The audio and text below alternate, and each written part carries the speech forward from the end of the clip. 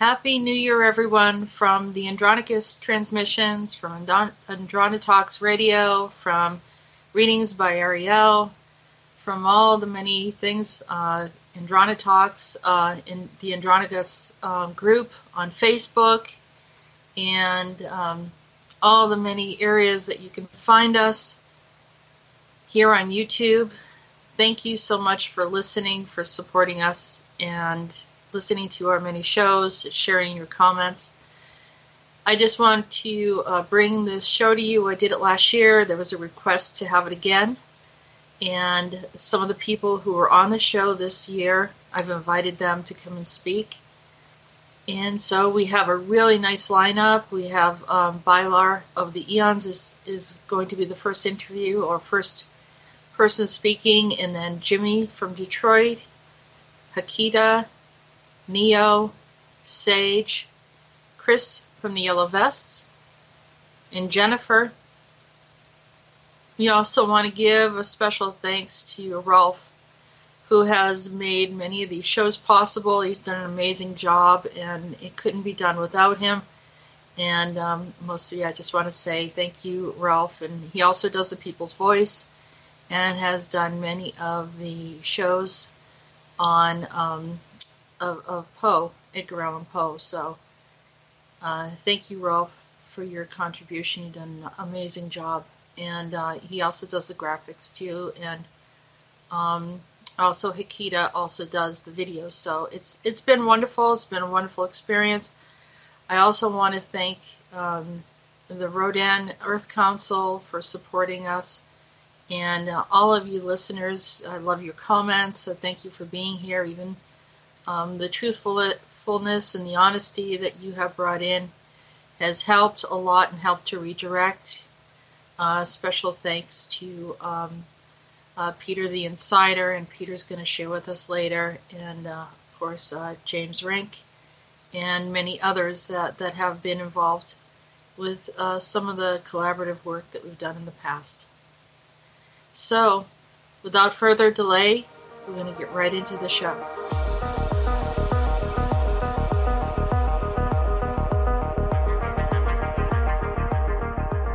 If I look back on 2019, it would be the year that we will be remembered in many ways.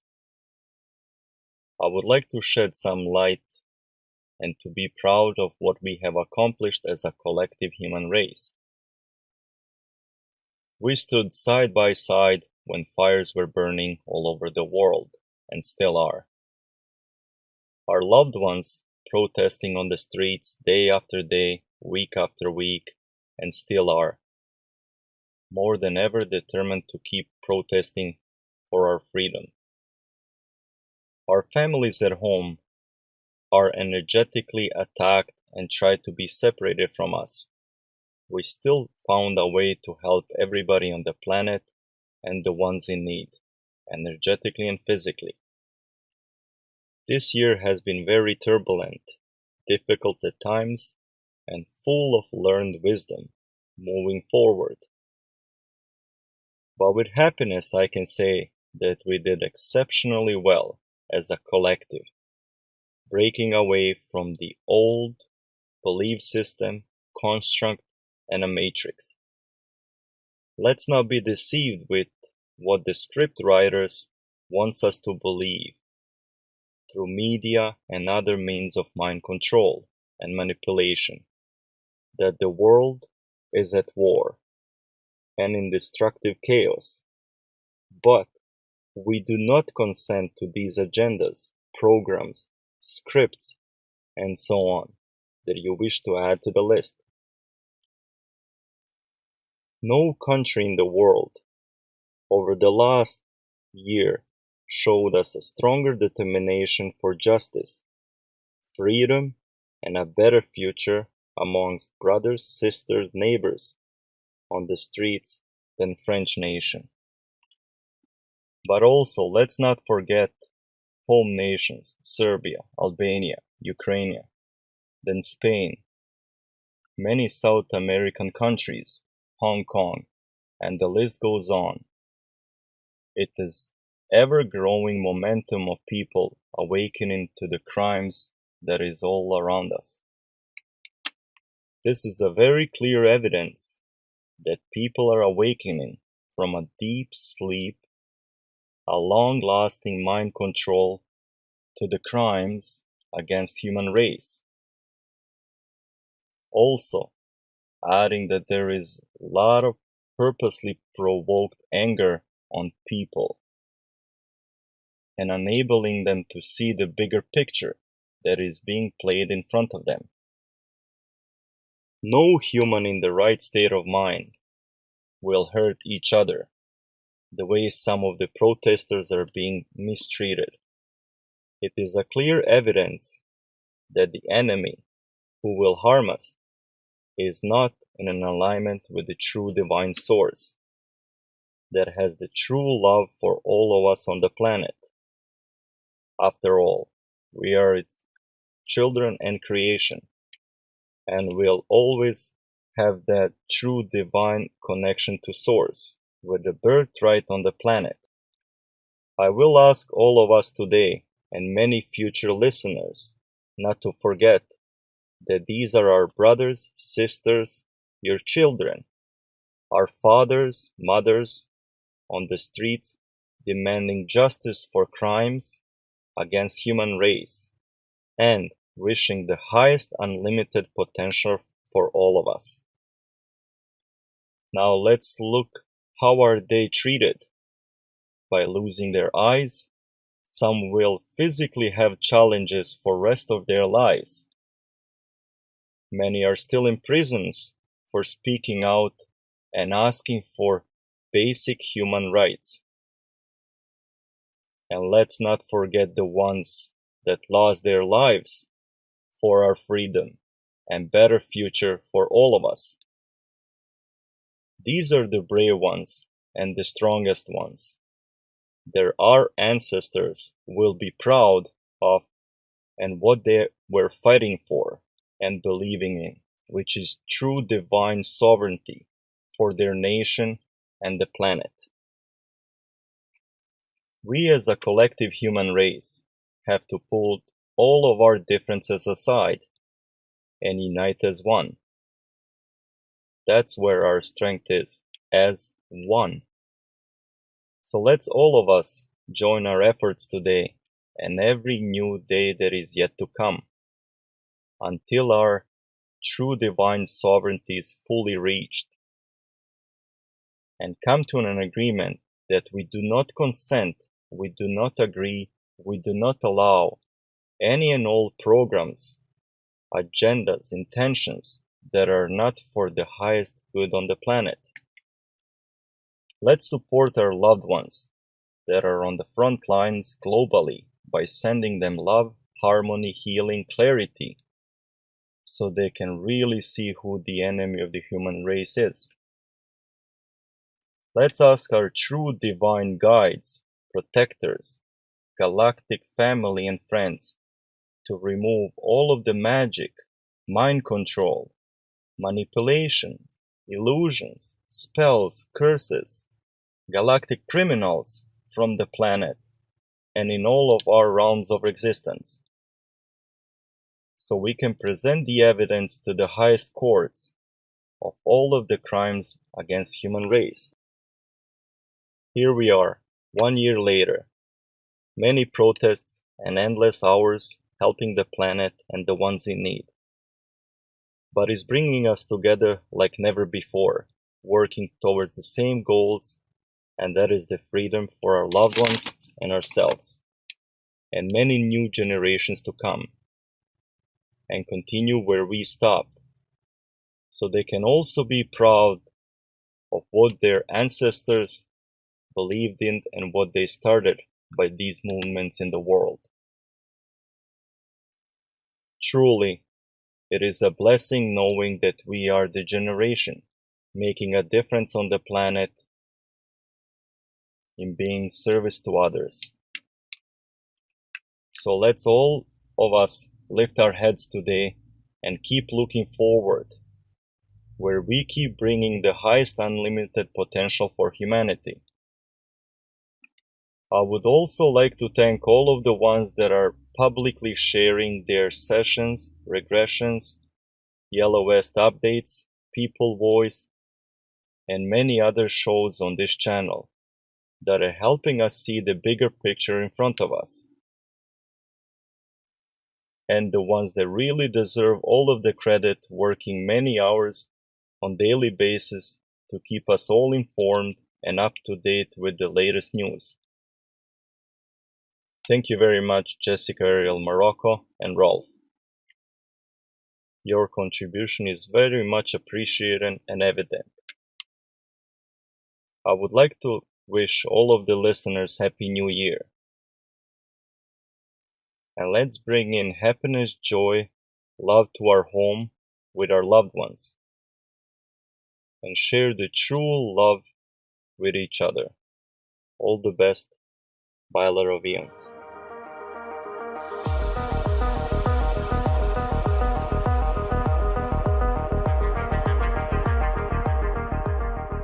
Hello, everyone, and thank you for joining us today. We're going to be talking to Jimi for our New Year's show.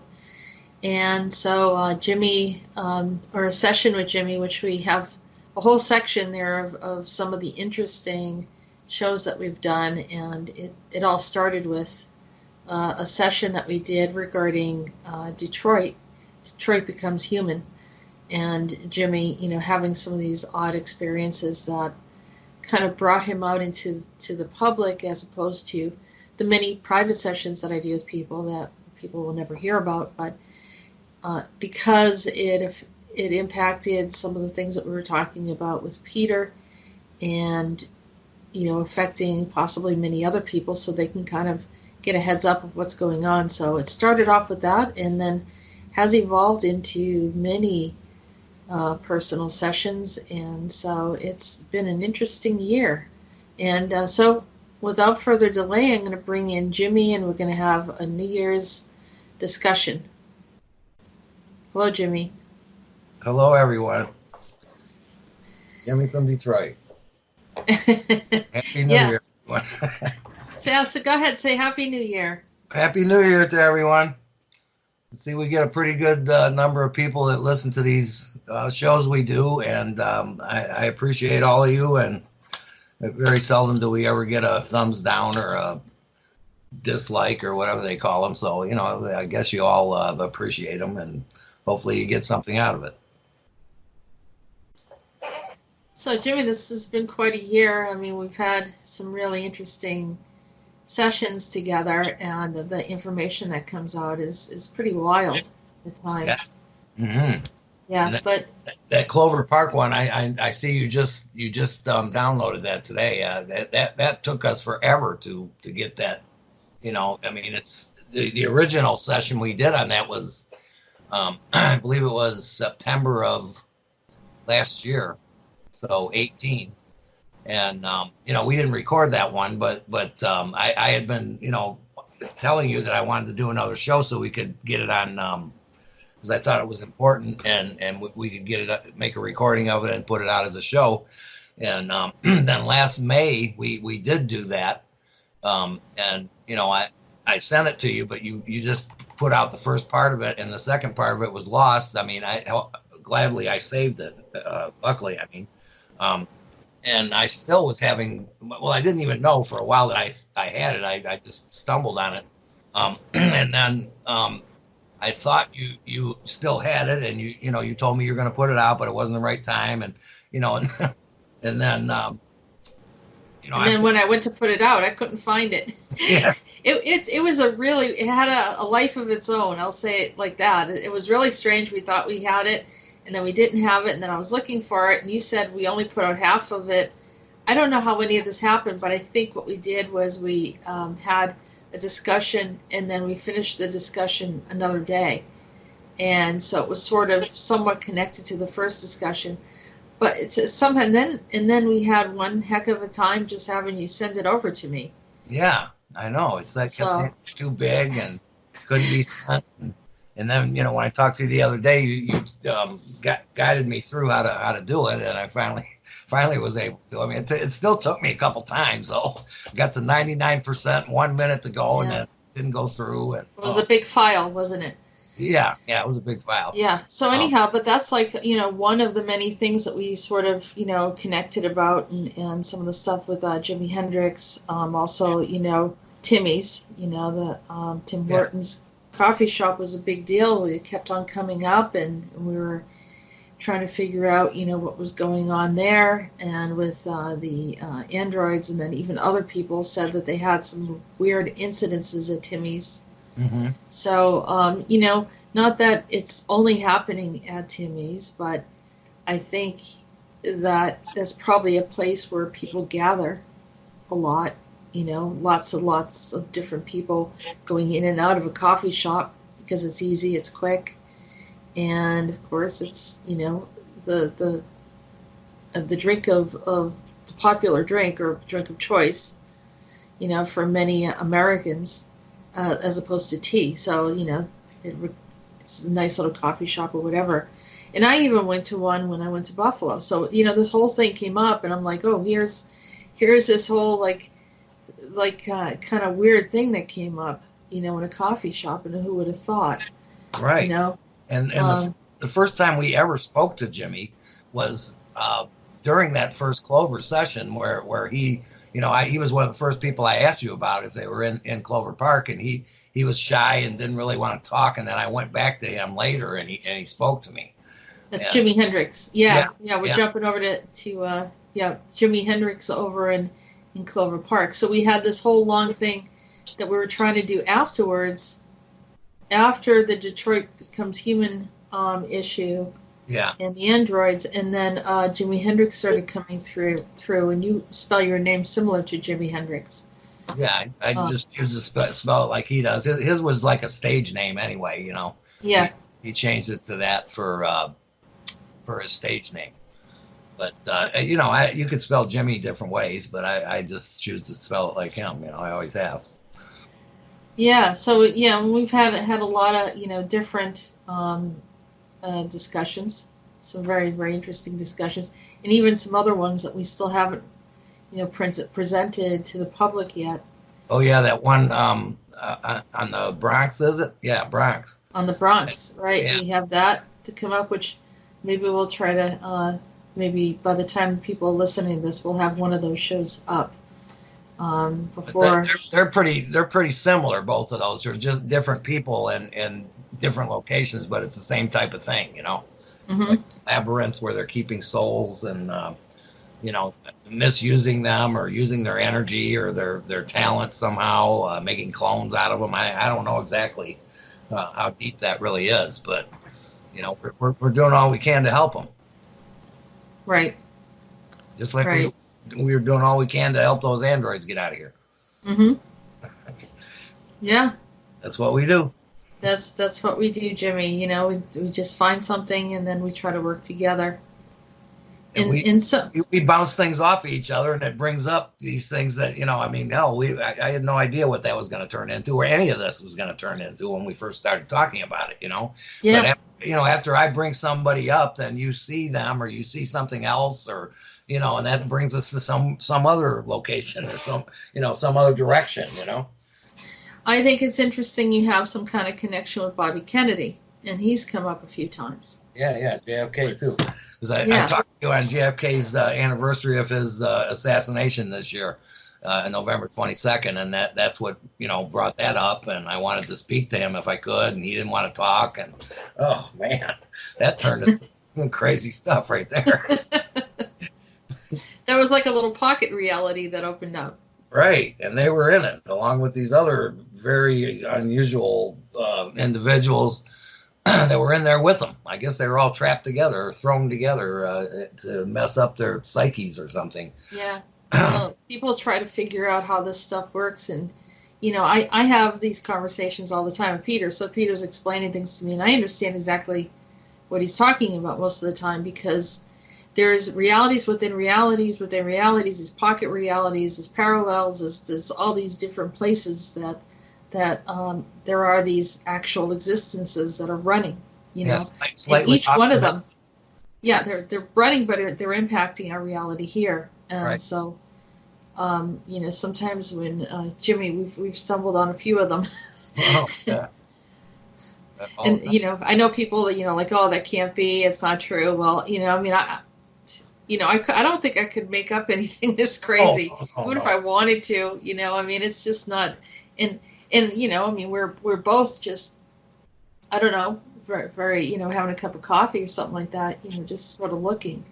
And as you're talking and I'm looking, and I think your connections are bringing this stuff in. So, because they're trying to communicate with you, I'm just like the communicator at that point, and it's happening. Yeah, Um, that was pretty cool the way we were. I was trying to write down these lyrics as Jimi was giving us some song lyrics, and I just couldn't keep up. I was missing words. I was getting behind, and then you just started typing like crazy, and we're sending me the text of these songs, and that was just how many songs did I'm pretty sure it's about five of them, or possibly six. 5 or 6 songs that Yeah, he gave me, and he gave you, but I just channeled it. Yeah. I mean, we're still looking for someone that wants to take a look at that music and who has a strong feeling toward Jimi Hendrix, and if they want to, take a crack at looking at the music and seeing if they can put it into something, or yeah, probably Jimi would help them, yeah. Oh yeah. whoever picks this up. And I do have a connection to him with a local musician who played with him when he was very young, and of course that was 50 years ago. And he's my age, or he's in the 70s now, this guy, but he still plays, and his name is Jimi also. And I'm gonna go to one of his shows and see if I can talk to him and introduce this to him. I don't know how he's gonna react, but he once he reads them, I mean, you can't deny that. I know you didn't make any of that stuff up, Jess. There's no way. You were typing so fast. I know you weren't making it up. It was Yeah, just there's no way. I mean, I've not written lyrics for anything. I mean, I have done some poetry, but the same thing. When it comes through, I can just. People used to say, "How do you do the transmissions, the Andronicus transmissions?" I would write, up to about 5 pages right before the show. I mean, literally. And some people, you'd have to take a week or so at least, or to write all this type of information. But right before the show, that they would come in, they would give me the information, and then there it was. And for those of you that are wondering, well, what happened to the Andronicus transmissions? Well, it's a little bit on break right now, but I will get back into that. But right now, there's just too much crazy stuff going on, so I'm trying to manage the amount of information that's coming through, and some of the different things that are happening. But and so they're kind of pulled away a little bit, so I can take care of all of these things. yeah. But Like yeah, well, it's been bizarre, to say the least. And then we had was Ashtar came through, and then people were like, well, some people had very strong feelings about Ashtar, either for or against.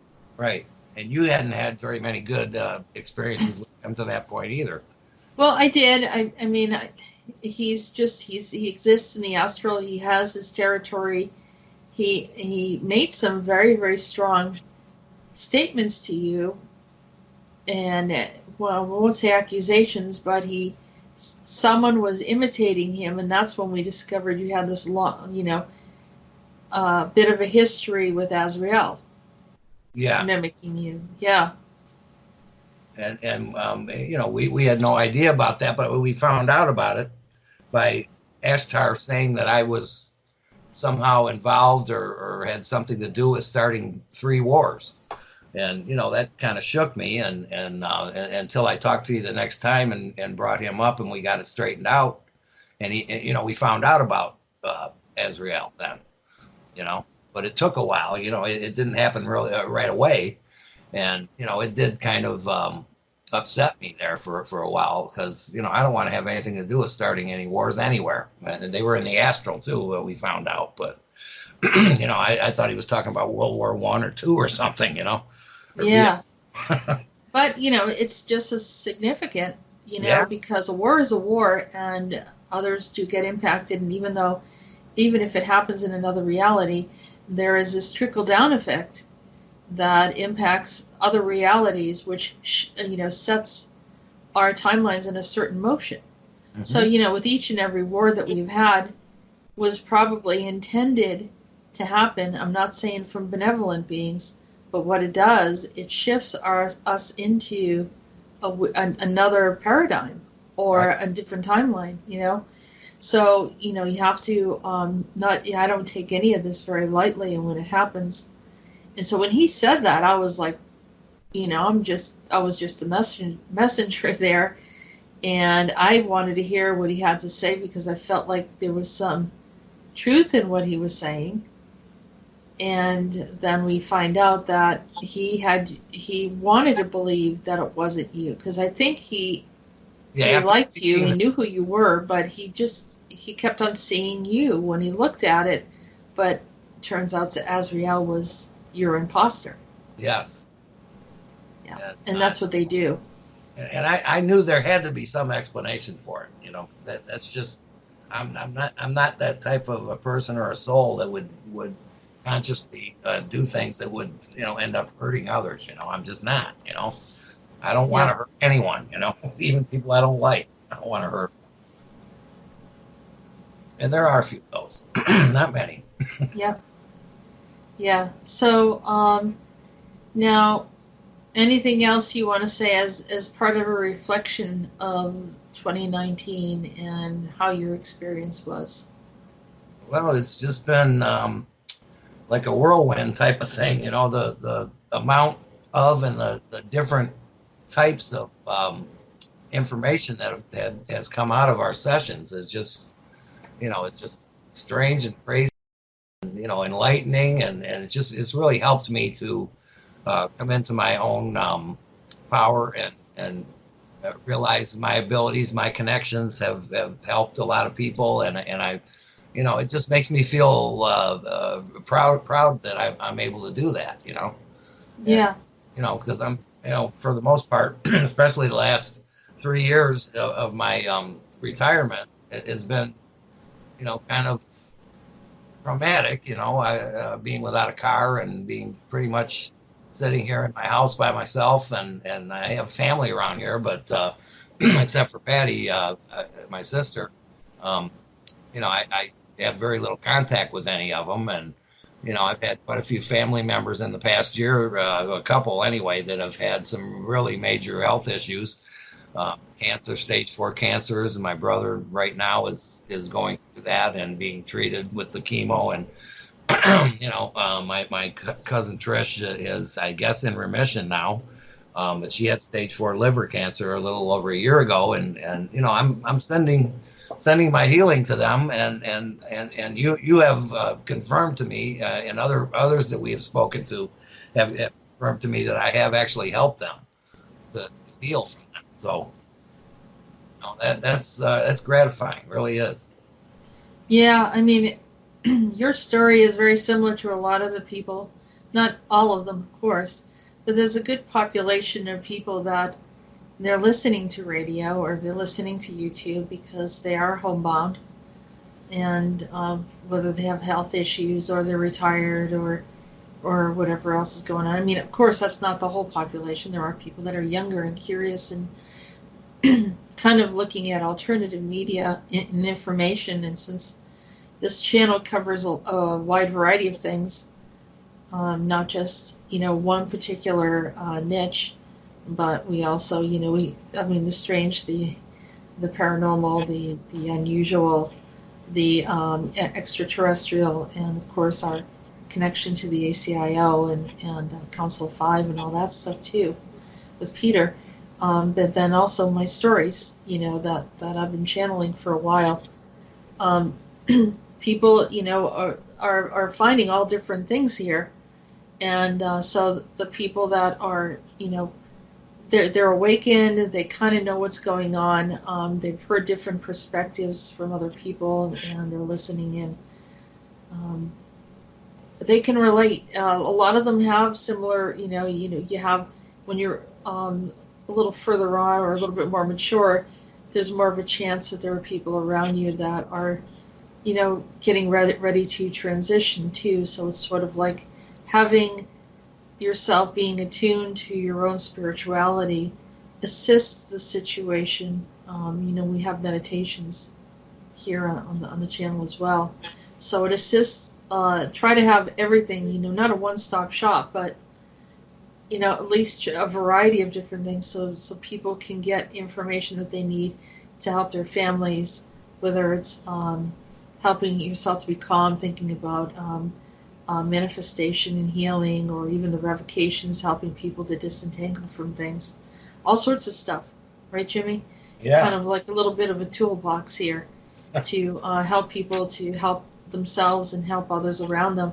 Because, it's I'd love doing private sessions, but, there's thousands and thousands of people out there that need help. So, there's no sense in just holding on to the information and let people know how to help themselves and help everyone if we can.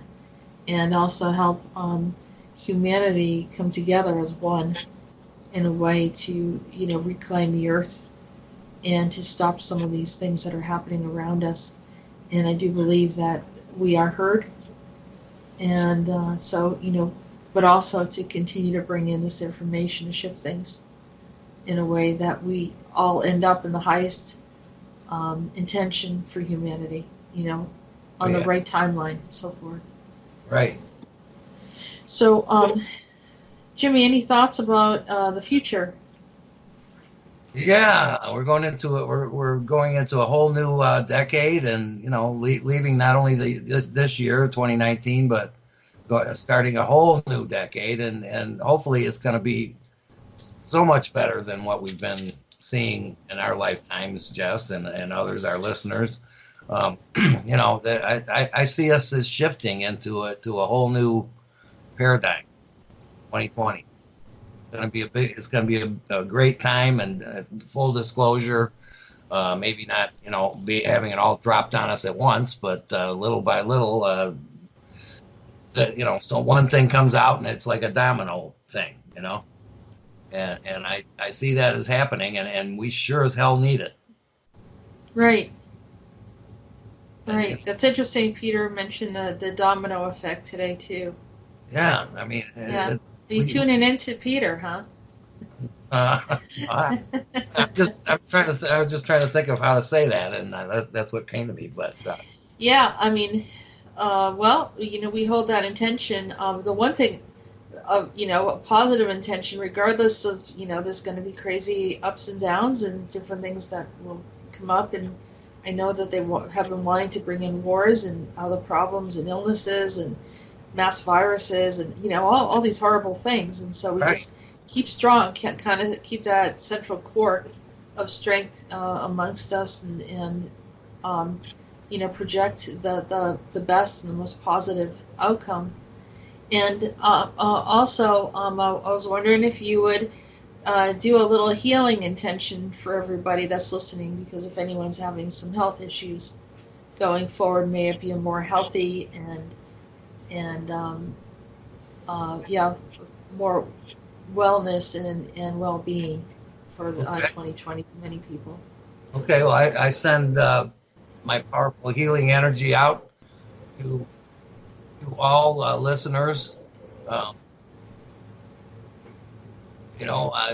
are in need of it, or maybe don't even know they need it. But I'm saying, you might have something going on you don't even have symptoms of. But I'm sending healing energy to all of you, and I thank thee for it is done, and I know it. And is this coming from you? Can we ask for the Agarthans to help us on the upper levels of the earth and to send us a little blessing? The angelic too. And the angelics, yep. Yeah, the seraphims. Yes, please. The seraphims, the archangels. Yep, except for who, but except for a few choice ones that have taken another path. We don't need their negativity. So just want the ones that are looking out for the highest intent for humanity, which is you and I and our guides and like you said, the Garthans and the Rodan and the Angels. Andronicus and Venus and all the, yeah. And just a real quick addition here. On that show that I just sent you, she was the one that triggered that. It triggered us to get into that subject that we talked about there. Okay. Which is Clover Park. So I mean, you haven't listened to it yet probably, but you will hear that. It's right around the middle of the little over 2 hour show we did, and where she was the one that kind of pushes it in that direction. I was trying to get it there, but you were kind of reluctant, it seemed like. But then, that's where it ended up going, and that's another one of our guides. Love right, it. Absolutely. She was amazing. Mm-hmm. So. And I want to thank all of them too. It's been a very good year for these Jimmy from Detroit and Jess show, and we've done a lot of great work. We've helped a lot of souls, a lot of people, and I want to see 2020 be just as good or better. That sounds good to me. Well, thank you so much, Jimmy. Thanks for your time, and thanks for being part of the New Year's show. And we have much more to come up ahead.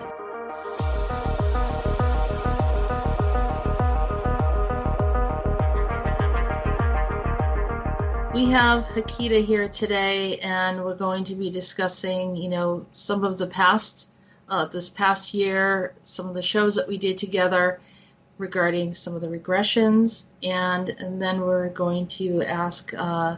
We're going to discuss a little bit of what Hakita feels, projected for the 2020, the future, and, her perspective of what she feels according to some of the things that she's experienced over 2019. So without further delay, here is Hakita. Hello, Hakita. Hi, Jess. Thanks for having me. Sure. Yeah, I had fumbled a little bit just getting that out. I don't know why. And Happy New Year's, Happy New Year to you. Not quite yet as we're recording this, but it'll be New Year's soon, so. Sure. So we've had, some really amazing information that's come out of some of your regressions. Obviously, I tell people this doesn't happen with everyone. I mean, some people are really linked to something, some people aren't, everyone's linked to something that's important. But the stuff that you brought up, I thought was quite interesting, and I'll tell you, it's kind of shook a few people up. Oh, it shook me up also for sure, because when we started doing regressions, I'd been involved in the New Age disclosure community for quite some time. So I've been in every program, every retreat, every seminar that you can think of all around Europe, basically. But, it didn't really improve my life. And, I think most people get on this path because they don't feel happy or because they feel like something's missing. And it was the same for me. And at one point, I had a lot of paranormal in my house. I'd left this group, and that's when I was introduced to you, and we started doing sessions, but I wasn't really familiar with your work. So I knew about, there's extraterrestrials, and you have multiple lifetimes. I had done regression therapy before, but I didn't really know about the Nazis and about those specific ET groups and about my labs. I had no idea. And then we started doing these regressions, and it was really hard for me to think am I making this stuff up? What the heck is going on? And as we progressed, I started, watching all your old shows and digging into stuff. And then the pieces started coming together, but I never for a second had thought that things would, go the way they did. And, every time you think this is it, and we figured it out, and it's just another layer. And beneath that layer is another layer. And we're still finding new layers, and it's still mind-blowing. And you have to keep all of your beliefs so incredibly flexible that you have to be willing to like accept like radical changes in what you thought of the world and what you thought was true and how things came about to kind of move forward in this. Right. Yeah, and I know that there were times when you were like, well, that was really strange. I can't believe what I saw. And I said, oh, I know exactly what you're talking about. And you said, you do? How do you, what is this all about then? I mean, because you were early on, you were questioning it, and then you started to get confirmations. And I just thought you knew about this information. You didn't know about it, but you were seeing it in the regression. So it was like, I know that at first people were like, well, we need to see what's going on. We need to see if she's actually laying down. We need, and obviously for privacy reasons, we couldn't do that. I understand people's skepticism, and that's fine. But as time usually proves things out, and so we just kept on going ahead and doing it. And I remember you contacted me a few times. After you got more curious about some of the things that I had been talking about for the past couple of years. And of course, my book, which was written around 2010, 2011. I mean, some people are like, wow, I can't believe that you were talking about some of this stuff way back then before I even met Peter or anyone else. So I had an awareness of what was going on.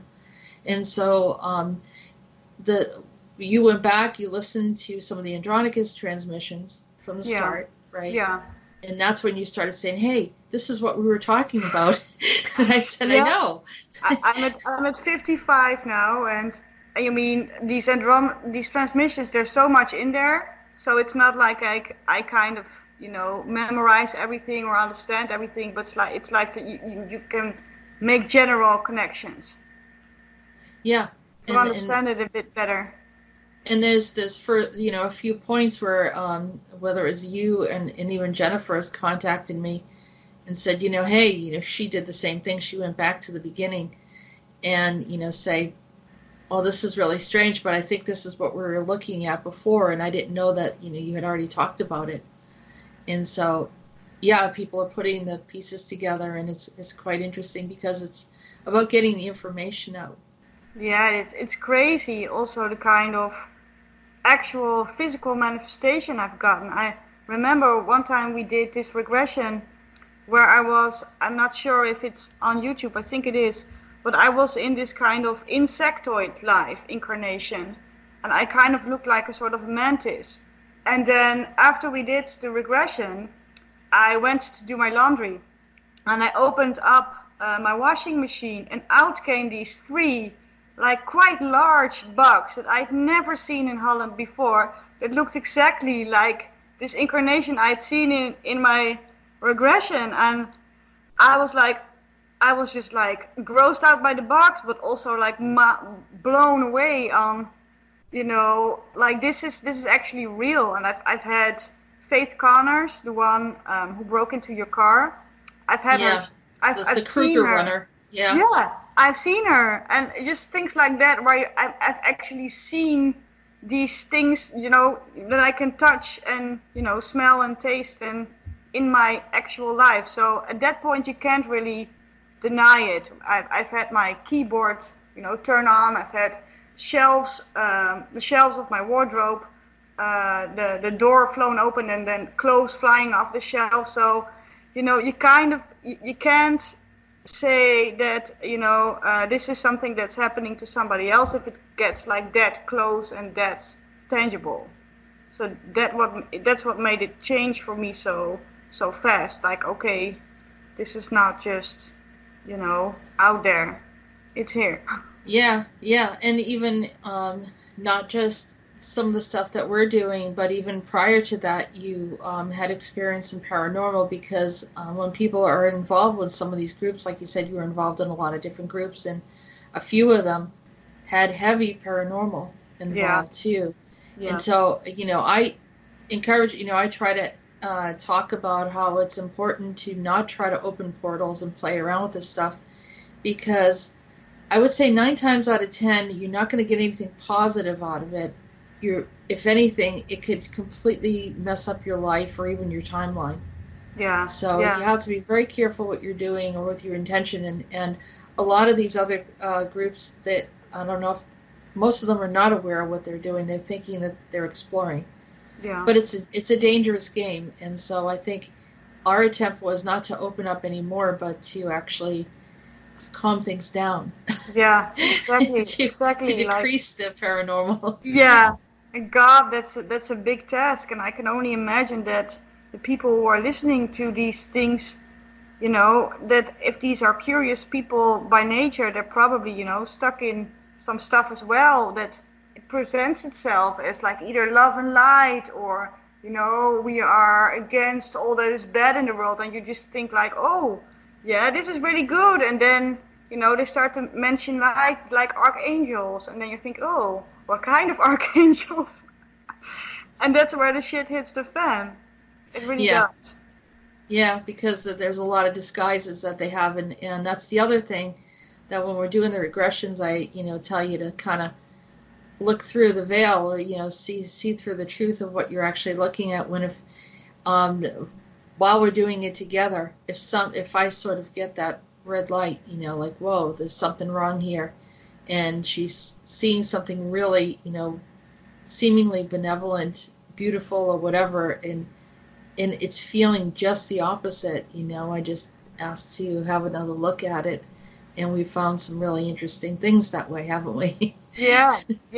I mean, I've done regression therapy before with several people, like some years ago, but they wouldn't have the discernment that you do. So you're just like out in the woods, and they're kind of walking beside you, but you're going into God knows what. And it doesn't really necessarily solve anything or make you understand things, because there's just so many illusions and layers and booby traps. And I mean, these guys, they really don't want to get caught, and they're not used to getting caught because they've been getting away with this stuff for so long. The astral beings. Yeah. They've gotten really good at this, like really good. And I mean, we're just like humans figuring it out as we go. So yeah. It's like you're up against the big kids on the block, right? So you have to outsmart them. I don't know if we're outsmarting them, but at least we're the next part of what we do is we tell them we're not consenting. And I think that is the biggest piece of all of this, and the biggest thing that I discovered with my work is letting them know we understand that you exist. We know that you like to play with the lives of humanity. Some of them, are really, detrimental. Some of them are just, I don't know, they think it's fun or whatever. It's just like mild trickery or whatever. But the consensual part is the part that we had to work through. And a lot of people weren't aware that we can say we don't consent to it, because there were a lot of entrapments to get people to consent to certain things without realizing it. Yeah. So that's where, oh yes, you see something come in, they see that as an invitation. It looks beautiful, looks wonderful, and in some ways we're inviting that energy into our space.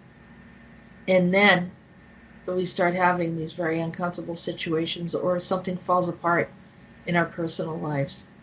And so it's related to an invitation that we didn't know we were inviting in, and thinking that it's a beautiful thing. Yeah. And so we're dealing with people, we're dealing with situations. Now you were, like you said, this wasn't new to you. You've been doing spiritual work for a while, and involved in learning from many different people, some very well-known people in the industry. And so it's not like you were naive.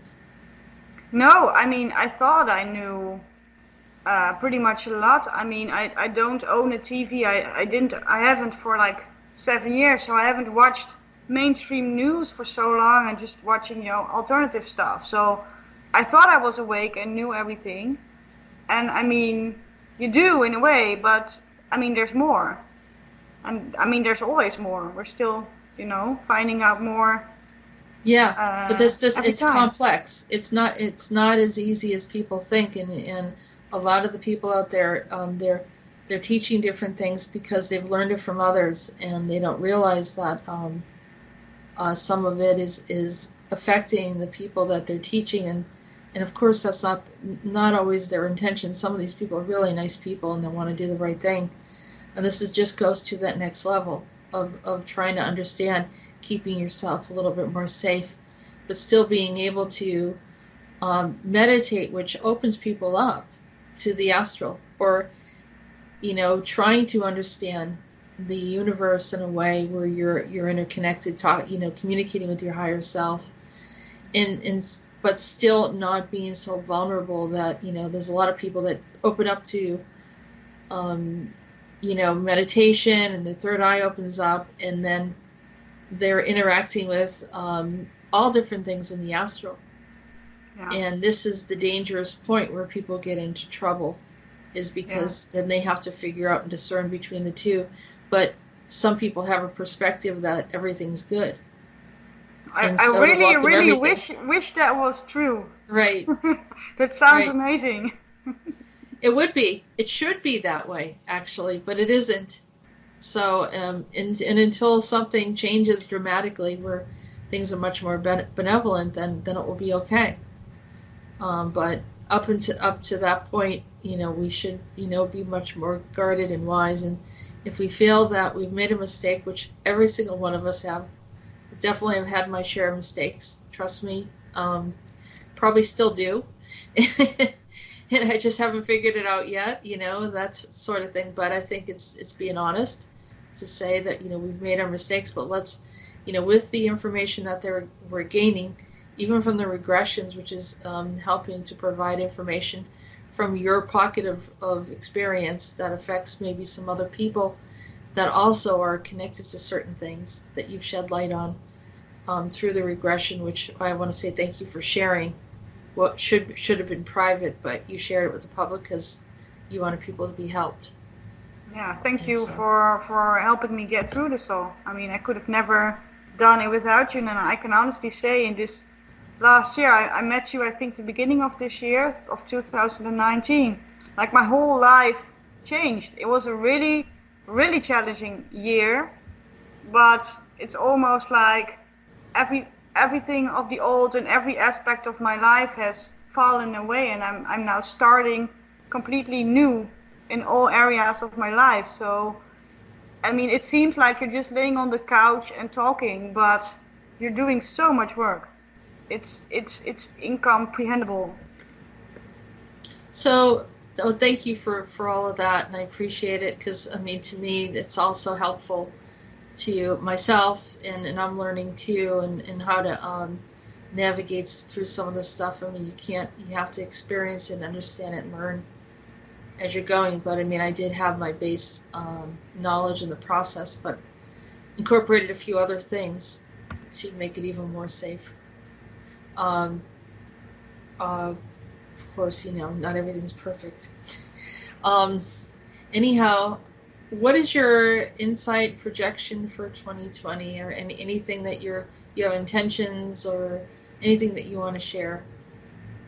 Yeah, I mean, I'm starting new on all areas, so I'm really, really looking forward to see how that goes. And as far as my ability to see, it's still expanding. So, I see these things in the regressions, but I'm seeing more and more, everywhere around me. So I don't really follow. I try to stay away from the news, so I don't know about all the political stuff that's going on. And I listen to your show, and I can't hear enough. When I listen to the yellow vest and stuff, I'm like, yeah.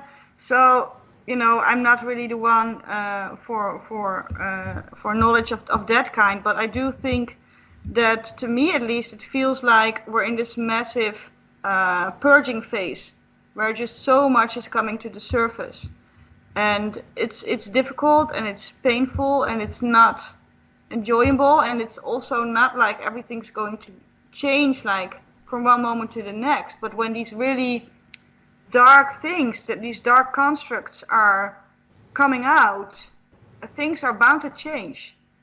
It changes in the astral first, and then it takes a while before you can see it in your own life. But I was listening to your New Year show you did last year, and it was I'm not through yet. I've only listened to like half of it, but there were all these big like statements, and I don't know. I'm afraid to make like big statements, but I think we're knowing more, we're seeing more, and I'm hoping it'll be positive, that we get like a breakthrough and like a massive relief. And I truly wish that for everyone who's listening and for humanity as a whole to, like get a break and get some relief and, feel like things are moving, in your favor, and you don't have, life isn't so hard and it kind of moves effortlessly because we're all back in the place we're supposed to be.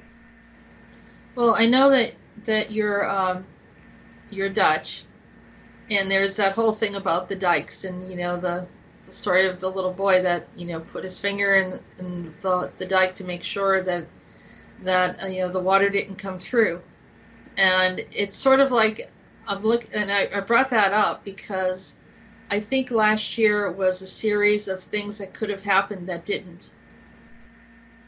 And like what? There were supposed to be some wars. The past 3 years or so is supposed to have brought in World War III. That didn't happen. I still don't think we're out of the in the clear yet on that one. I do see that a lot of just big mistakes that could have happened to you, like in Korea and some other areas of our world, and of course the epidemics that Peter talked about that they want to bring in. So it feels a lot like fortunately because you're here, I can bring up the whole Dutch scenario of the problem. I know that technically you guys are underwater, but you're not, because you've brilliantly put together a water system that pulls the water away from the land, and technically you're below sea level, but operating quite well. And so it's the same thing. We're sort of in this space where things could go completely wrong, and we're very in the astral. They've been wanting, some of the negatives have been wanting these things to happen, but it's like we're holding it back. We're holding it back, and I think that humanity is doing that as a whole, and others that have been trying to support that and keep us stable, and so there's not this mass destruction that keeps on wanting, that's pending. It's sort of like there, and we're not going to know. I won't know until we're really in the clear. I'll probably feel it in a sense, but I don't think we're 100% in the clear. But it's the things that didn't happen that I was more thrilled about than some huge breakthrough, because we're just kind of trying to hold on to the status quo. And as the other thing was the disclosure with a lot of people getting exposed this year, but then of course they bring in other things, like the impeachment, to kind of slow the things down again, distractions and other problems. But so if you don't mind, I just used the dikes. Yeah, the dikes as kind of like a way that what I feel, and I want to tell you something. And when you go through all of the Andronicus transmissions, there was a vision that I had of this guy putting his finger in the hole of a dike in the Netherlands, and I swear to God, it's in there. Really? It's in one of the transmissions? It's in one of the transmissions. You'll get to it where I'm talking to JP, I believe, and I said, I don't know why I'm seeing this guy like holding back the water. So maybe they were projecting to me that that's essentially what we'll be doing for the next couple of years until whatever spin that they put us through, this messing around with all the timelines and intersecting timelines and all these different realities colliding in very strange ways that could, whether it's the tsunamis and earthquakes and volcanic activities, the global warming, the strange individuals that just show up out of nowhere, like like that Thunberg, and you know what I mean? It's just like, Just who are weird these stuff. people? Yeah, who are these people that just show up and then they're hugely famous and they're being used for, different agendas and so forth. And so, it's constantly trying to tread water, So figure it out. you've been doing this for a while now. How would you say that 2019 compared to like 2018 and the years before that? Like, was it crazier this year or? It was very crazy this year. Um, it was crazy, when Obama was in office, there was some really weird things going on there too, but that was, in my perspective, that was like the rule of Akhenaten.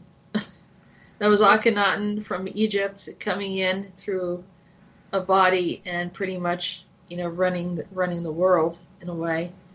I see different systems, it's like the whole thing with Joaquin Phoenix and the Billie Eilish and some of these others that are bringing in this Azrael energy. Azrael wants to rule, so he's bringing in all these different personalities. So I'm seeing that just these different powers that are coming in that have been in power some time, and yeah. I was recently looking at Kanye and thinking he's Cain, and having that Cain energy too coming in, and we talked about Cain Like Kanye before. West, you mean? Yeah, And yeah. who's Cain? Who's Cain then? It's Cain and Abel from the Bible. Oh, right. Yeah, yeah. And so the Cain kills his brother Abel.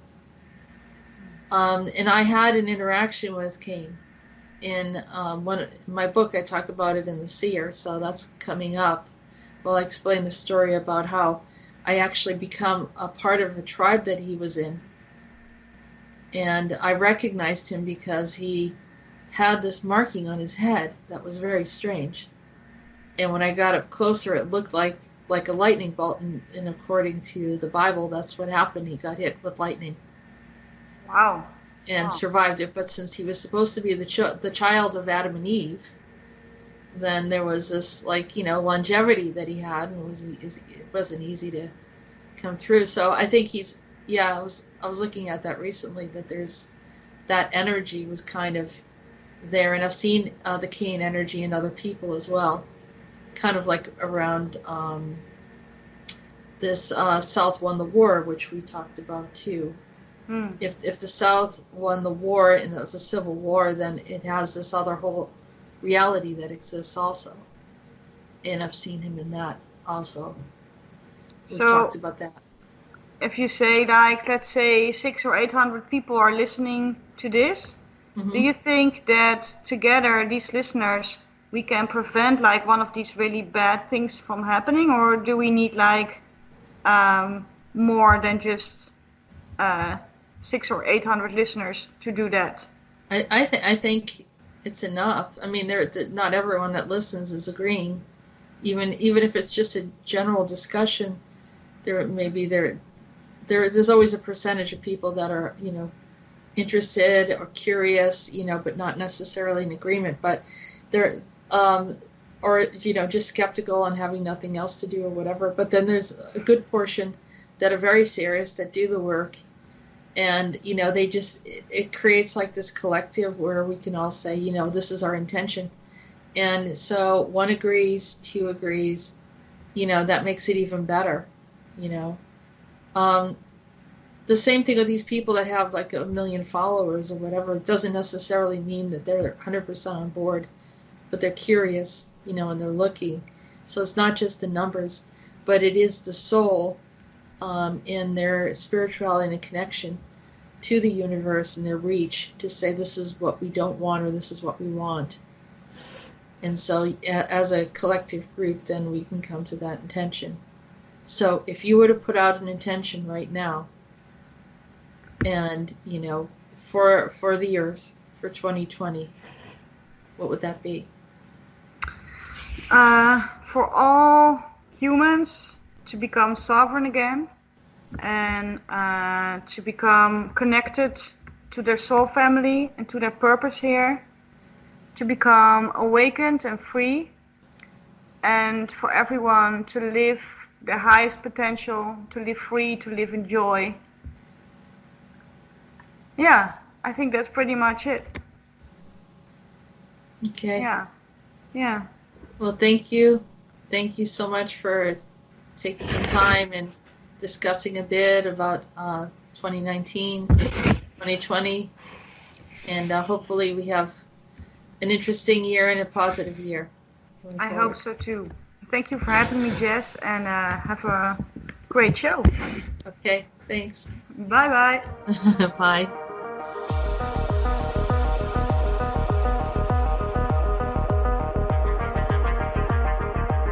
So I'm here joined with Neo, and he is going to talk a little bit about, being on the show. Everyone that's been on the show, we've invited to be here to say a little something for New Year's. And I know that, like last year we did this, people enjoyed hearing them talk without necessarily doing a session or having a specific topic other than, what their experience was this past year, what they hope for in 2020. So without further delay, I'm going to introduce Neo. Hi, Hello. Neo. How are you? Yeah. Hi, Jessica. I'm relatively okay. Okay. I'm doing the best I can. So. You're still, kind of knees deep in it. That's still, going through some of the challenges, and it doesn't happen overnight. For some people, it takes, a while. Varies on the person and the degree of what they've been through. And like I said, your situation is quite unique. I mean, I haven't met too many people in your situation, but it's really bizarre, yeah. Because it's entangled on so many levels, and obviously I'm a thorn in somebody's heels because they're relentless. They're always trying something. Right. The last 2-3 weeks was brutal as well, but that's what I'm gonna talk about shortly. Let's just continue this. Okay. So, yeah, you can go into talking about what, whatever you want to say. I do know that astral beings do target certain people, and if you are in a certain kind of MyLab or program and you're trying to pull away, it gets really bad at that point, particularly because they don't want you leaving, they don't want you to remember what happened there, and they don't want you talking about it. But if you don't do that, then you're never free of them. Yeah. You'll always be in that system, right? Vulnerable, thrown down every now and then, I don't mind the challenge because if you have the awareness and courage, you can basically get out of any situation. But the biggest problem I have, they're trying to steal my stuff, just the tacit consent stuff. Just for reference, you're in semi-sleep or waking up or drifting to sleep, and you do revocation stuff or something, because you're in more deep state of relaxation and more in tune with your soul, blah, blah, blah. And then, like I said, like it was told on the show, for which I truly apologize for using profanity. It wasn't meant to be publicized. Right, that's right. That was something that I chose to do, and I didn't remove it either because I wanted it to be authentic. Yeah. So, well, so far so good.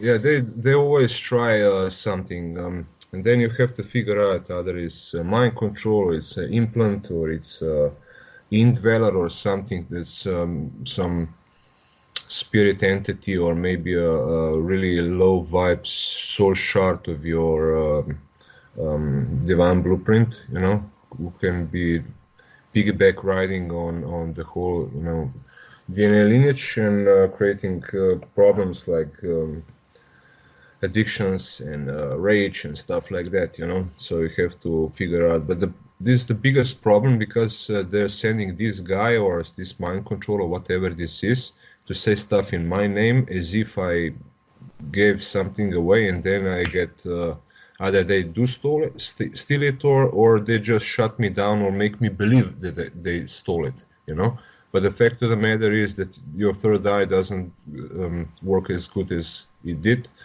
Your intuition is not so good, blah, blah, blah, It really shuts you down. But that's what the fact that you actually catch them doing it is brilliant. Yeah. because most people don't catch all this other stuff going on. And so that's the harder part. But if you can see it and you can catch it, then you can start counteracting whatever it is that they're trying to do. They're always trying this stuff so they could shut you down. That's what I wanted to talk about. My intent or my thought for 2012, 2020. Be really careful, guys, when you are signing documents or saying whatever dates out loud or whatever, that you specifically say 2020, not 20, because somebody could add whatever number he wants at the end. Because if you listen to our show, there was an imposter voice there, and I still don't know who that was, and I really don't like it, because if you make an intent, to place yourself in certain time frame or whatever, that somebody messes with your intent or with specification, where exactly. That was weird. That was really weird. That you could hear, like, well, there was a couple occasions where it was like, what was that, your voice? I wasn't sure what was going on, and there was one voice that was like almost yelling, and it was like that. I didn't know what that was. That yelling voice was me, because I was really frustrated, But that guy with the date 2019, that was something imposter. It kind of sounded like Malep or something, and I really don't like it. Mm-hmm. So what I wanted to say for 2020, things, if you look around, really don't look good. But the fact of the matter is that these guys have no power of creation. They're just throwing stuff. They're smoking mirrors. They're trying to place false info or judgment day scenarios or whatever in your face, so you would freak out. And in that moment, when you freak out, give it energy and try to help it manifest it. That's one thing. And the second thing is that your vibe drops significantly, and because if your frequency drops, your soul does not have the effect or the authority that you would like, and you don't have the how should I say, the connection to your higher self as you could, because your frequency drops so much. So it's really imperative that you don't resonate with your thoughts at all, because that's the first thing they try to target. This the first thing they try to corrupt. I had some health issues lately, and it, to be honest, it started with either an attack or with mind control, severe mind control, with projecting stuff, of poor health or even nasty stuff. Mm-hmm. If you happen to resonate with that thing, you can actually make it real. So it's really imperative that you, if possible, that you always have in your awareness that everything that happens, it's not real. It's just something that's projected to you, and then it's up to you what to do with it. And it's really important that you have those fail safes. I shut down this Male program or Monarch program, delete it, unplugging it, or quarantine, disinfecting, whatever you like. Just make an intent that you don't allow any mind control, any illusions, delusions, overlays, or any kind of other perception derivatives, how should I say, or things that messes with your perception, that you don't see things as they really are, whether it be technology or a program or whatever. State your claim that you don't consent, because if they corrupt your mind, especially if your mind is fragmented, you can get in real deep trouble. Yeah, it's harder to get out once they kind of have their hooks in you and are very much in your field. Because they really like to do clean hands stuff, if they attack you directly and you die or whatever, they have karma. But if they try to poison your mind with stuff, and then you are the one who kills yourself or whatever, that's clean stuff. So it's Right. really important to really love yourself enough not to allow that stuff to happen. Never ever allow any information which comes into your field to just accept it right away. Always use discernment and be aware that these guys can use I don't know, technology or Project Bluebeam or whatever to read an article that they might try to stage a fake alien invasion with Project Bluebeam and stuff. Yeah. So never, whatever happens, don't believe your eyes and don't believe your thoughts. Always look within with discernment and decide if this is your reality or not. Yeah. Well, Kevin Spacey recently did a video called "Kill Them with Kindness," and soon after that, one of his accusers died. It just it really put up a red flag for a lot of people because they're just like, wow, what's going on over here? That's the second or third person that has died without him even being around them. But this is to show, as he's also Paul Serene, who is over Monarch, his astral essence or whatever that is that's exactly what you just said. They have the ability to harm people, to drive people to a point of suicide. And I've had a few people, which is alarming, that they are considering suicide from the torture of the mental attacks that they're getting, and also how these entities go in and interfere with their lives, disrupt their families, their relationships. Some people have been cut off from their children. The children won't talk to them, won't show up. Like really damaging, harmful, hurtful things. So people feel devastated. They're at a point of resigning. They don't want to be here. That's why it's really important that you don't resonate with those thoughts as well, because the first reaction when somebody walks away or whatever is resentment, sorrow, whatever. It's nothing wrong with emotions, but it's incomprehensible. Incomprehensible. Yeah, sorry. To a soul that some entity or being could be so evil that it would be willing to destroy you and everybody around you just because of their serving to self intent or trying to isolate you or whatever, but they're not human. They're not human. They're not human. So some of them are even robotic too, which is that makes sense that they don't have feeling, that they don't have compassion. So we really need to be out of that field. None of them does. Yeah, no. Just do whatever the hell they want to do, and they don't care about the consequences.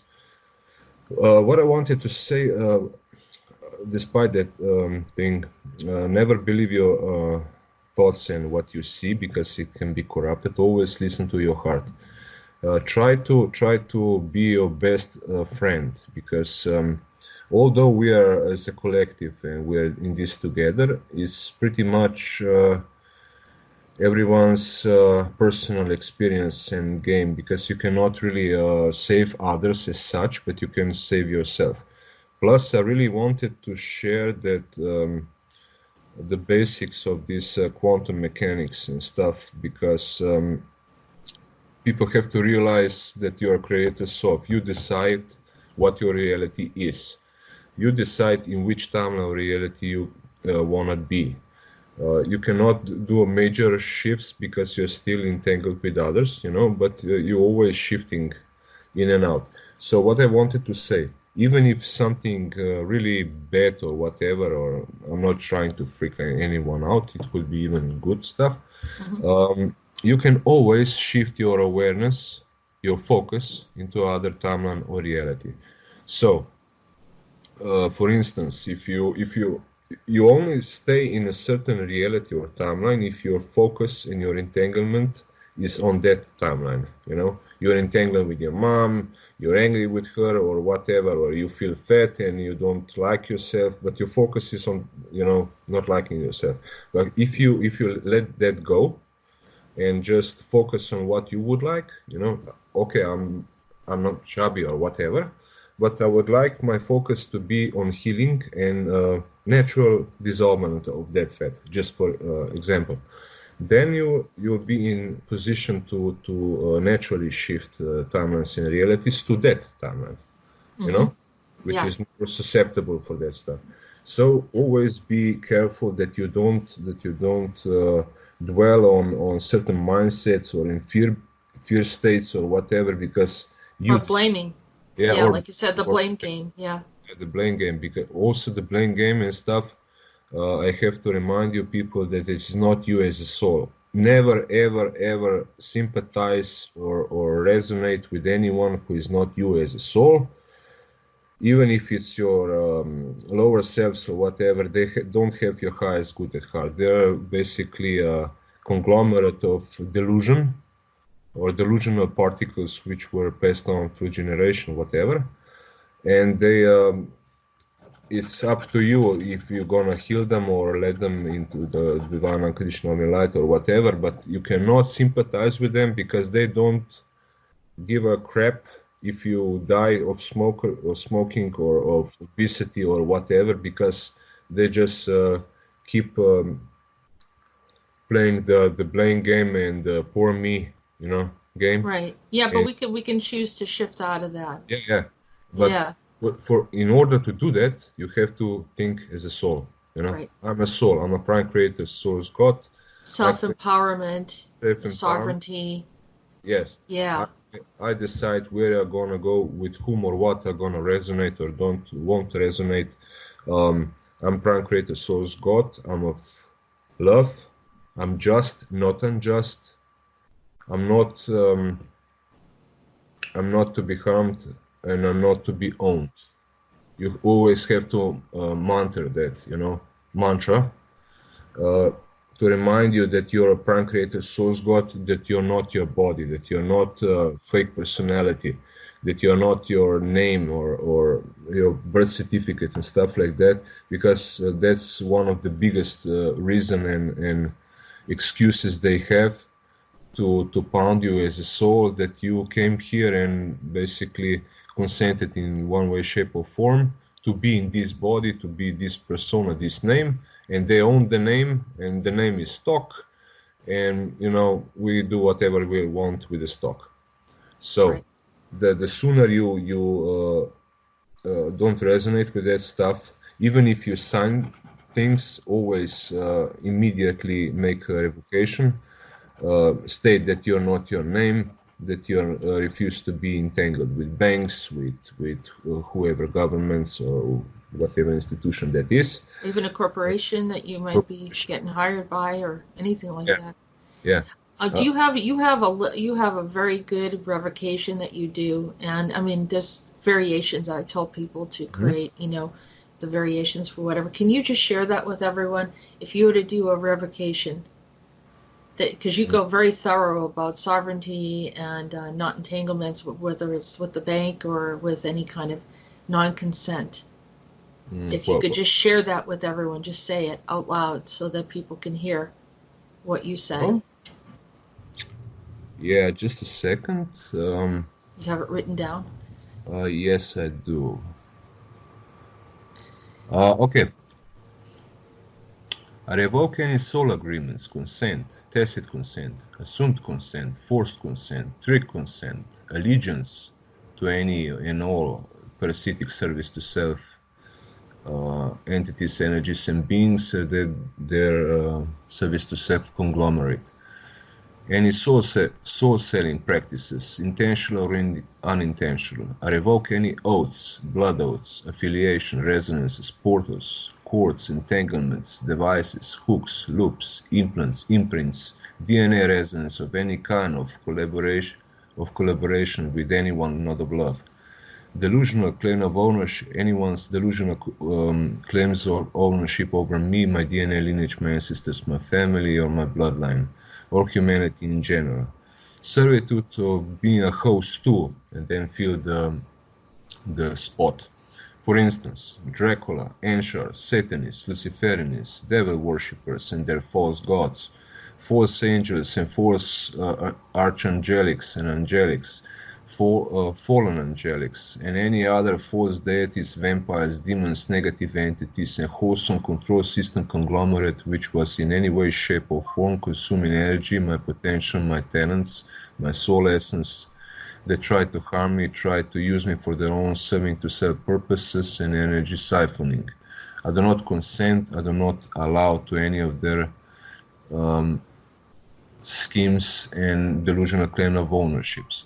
I also delete, destroy any MK Ultra, Monarch, MyLab, MyX, Umbrella, HARP, DARPA, Secret Space programs, Super Soldier programs, ETs, AIs, whether it be ancient, present, or future, any malevolent hybrids, crossbreeds, cyborgs, robots, titans, androids, or any kind of mechanical entities, energies, and beings without soul matrix who don't have my highest good at heart, or any nationality of a planet, an off planet, and all its relatives in galaxies, and in galaxies that are run by psychopathic service to self entities and energies that are not working for my highest good, of my soul highest good, of my soul's highest good, for humanity's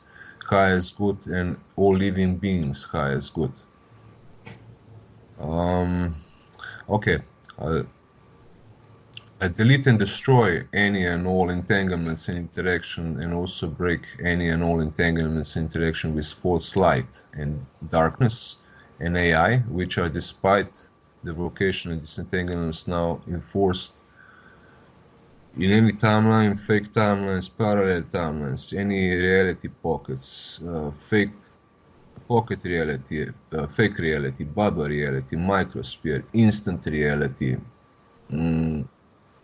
microsphere reality, in any direction of time, in any planet, star system, galaxies, universes, or omniverses, parallel fake universes, multiverses, and any dimensions or any other level of space-time or realm of existence, and I demand that I'm in harmony with only what is serving my highest good according to my highest self, and only supports the highest good for myself, humanity, planet Earth, and any other sentient beings which were treated as a food source, energy source, or commodity or stock, or were in any way, shape, or form treated anything less than perfectly harmonically sovereign being of Prime Creator as a Prime Creator, co-creator souls. And so it is.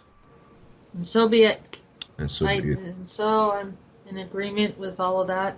Yeah. And it's a lot, but little by little you will feel you start feeling more liberated and freer, disentangling from those things. And each person has different areas that they need to. Yeah. Clear, so. I'll share my revocations with you so you can upload them.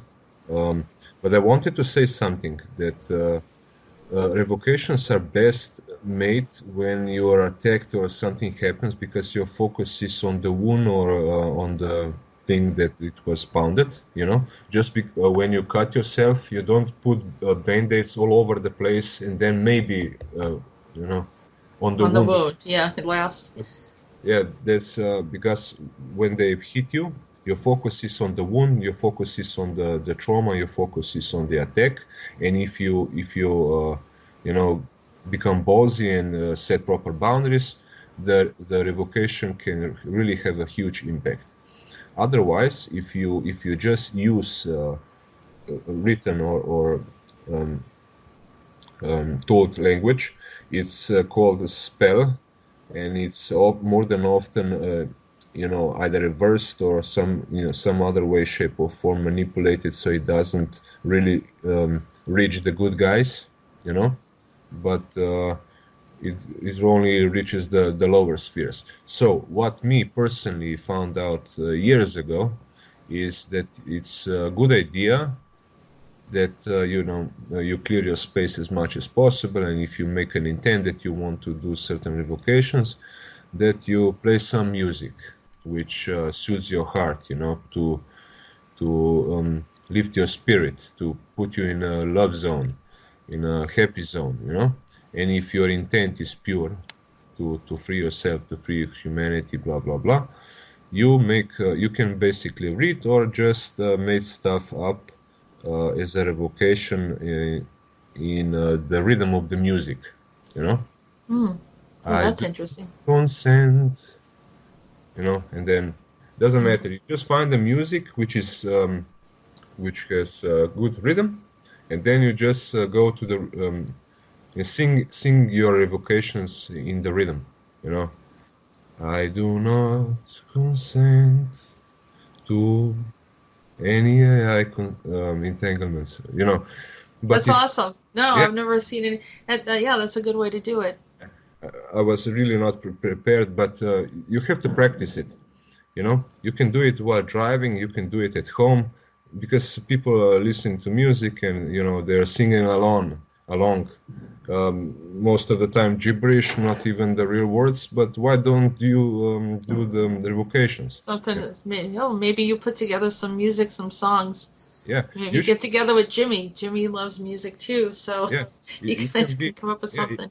It can be whatever music. Usually, I use mantras, you know, for Hmm. positive energy or whatever, because they keep looping that stuff. Hmm. But it's not too complex, you know. It's kind of you Simple can, that you could yeah, pick it up and yeah, use you, as yeah, you positive can, mantras. and then just use it. But you can do it in any kind of music. Yeah, Especially, just you have to be really careful that that they don't barge in. But if you're in the love frequency, they cannot barge in. But if you just say stuff, they can. So this yeah, is my advice. If you want to the good guys to hear you, to try to do your evocations with your heart while listening to music, you know, because it really goes long way yeah. up. And the good guys hear it. It's really hard, but you understand the principle. You just find the music which has a good rhythm and not too loud voices in the background, and then just sing along. It doesn't matter. You can just even if you skip a word or make a mistake or whatever, it doesn't matter. It just matters that you're in the flow, that you know sing along, and that your intent is pure. I'm freeing myself from any and all, you know, Hmm. I control like system. that. Oh, yeah, I'm looking forward to maybe in 2020 you'll have some music for us. Maybe Yeah, some yeah, I could try it. revocations put to Yeah, mantras or this something. really helped me when I was getting attacked, because it took really a lot of work to get myself into proper shape, or at least in a state that you're not, you know, slam on the ground, you know. Right. But this is my uplifting message for 220 is never lose hope. We are not finite. Whatever happens, don't believe it, or even whatever might have happened, or they try to how should I say, manipulate you or whatever to believe it. Don't. You decide what you're gonna believe. That's like somebody is saying, "Oh, aliens are coming." Where? You know, I don't see them. I don't believe them. Right. I don't believe in them. It's your reality, not mine. You know, Yeah. even if everybody else freak out, I won't. I've seen such deep delusional stuff, and that it was I haven't been so scared in my life the last couple of months. I'm still here. So Yeah. if I learn anything, that your soul will survive.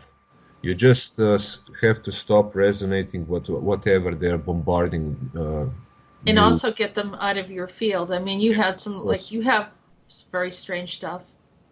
Like I said, you don't Yeah. have a full memory of it, but you had a little glimpse of it when you saw that robot over you Yeah. of a future experience that you were saved from. So you come back here with this wisdom and this knowledge Yeah. of cut That's off from everything, don't tolerate anything, just you're yeah. very like, because you have, and maybe and more of it will come out later on in time, when you're ready, that the memory of maybe you don't want to remember it at all. I mean, It sounds like No, it was a I want complete to. I want slave to. system. I Yeah. want to. I want to.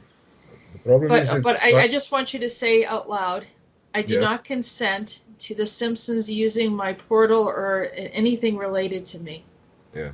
I do For not consent. I do not allow in any way, shape, or form to any consent that Simpsons being used as a portal to get to me from the future, or vice versa. I'm cutting those ties and portals to the any and all future realities and timelines which do not support perfect harmonic sovereignty for all humanity and planet Earth, once and for all, cutting all ties with it and closing that portal down.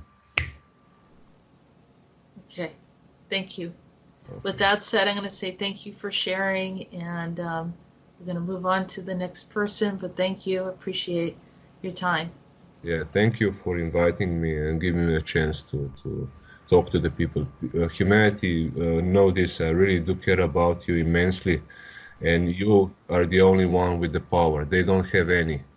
Never believe what they tell you, never eat whatever they're trying to force feed you. You are the creators of your reality.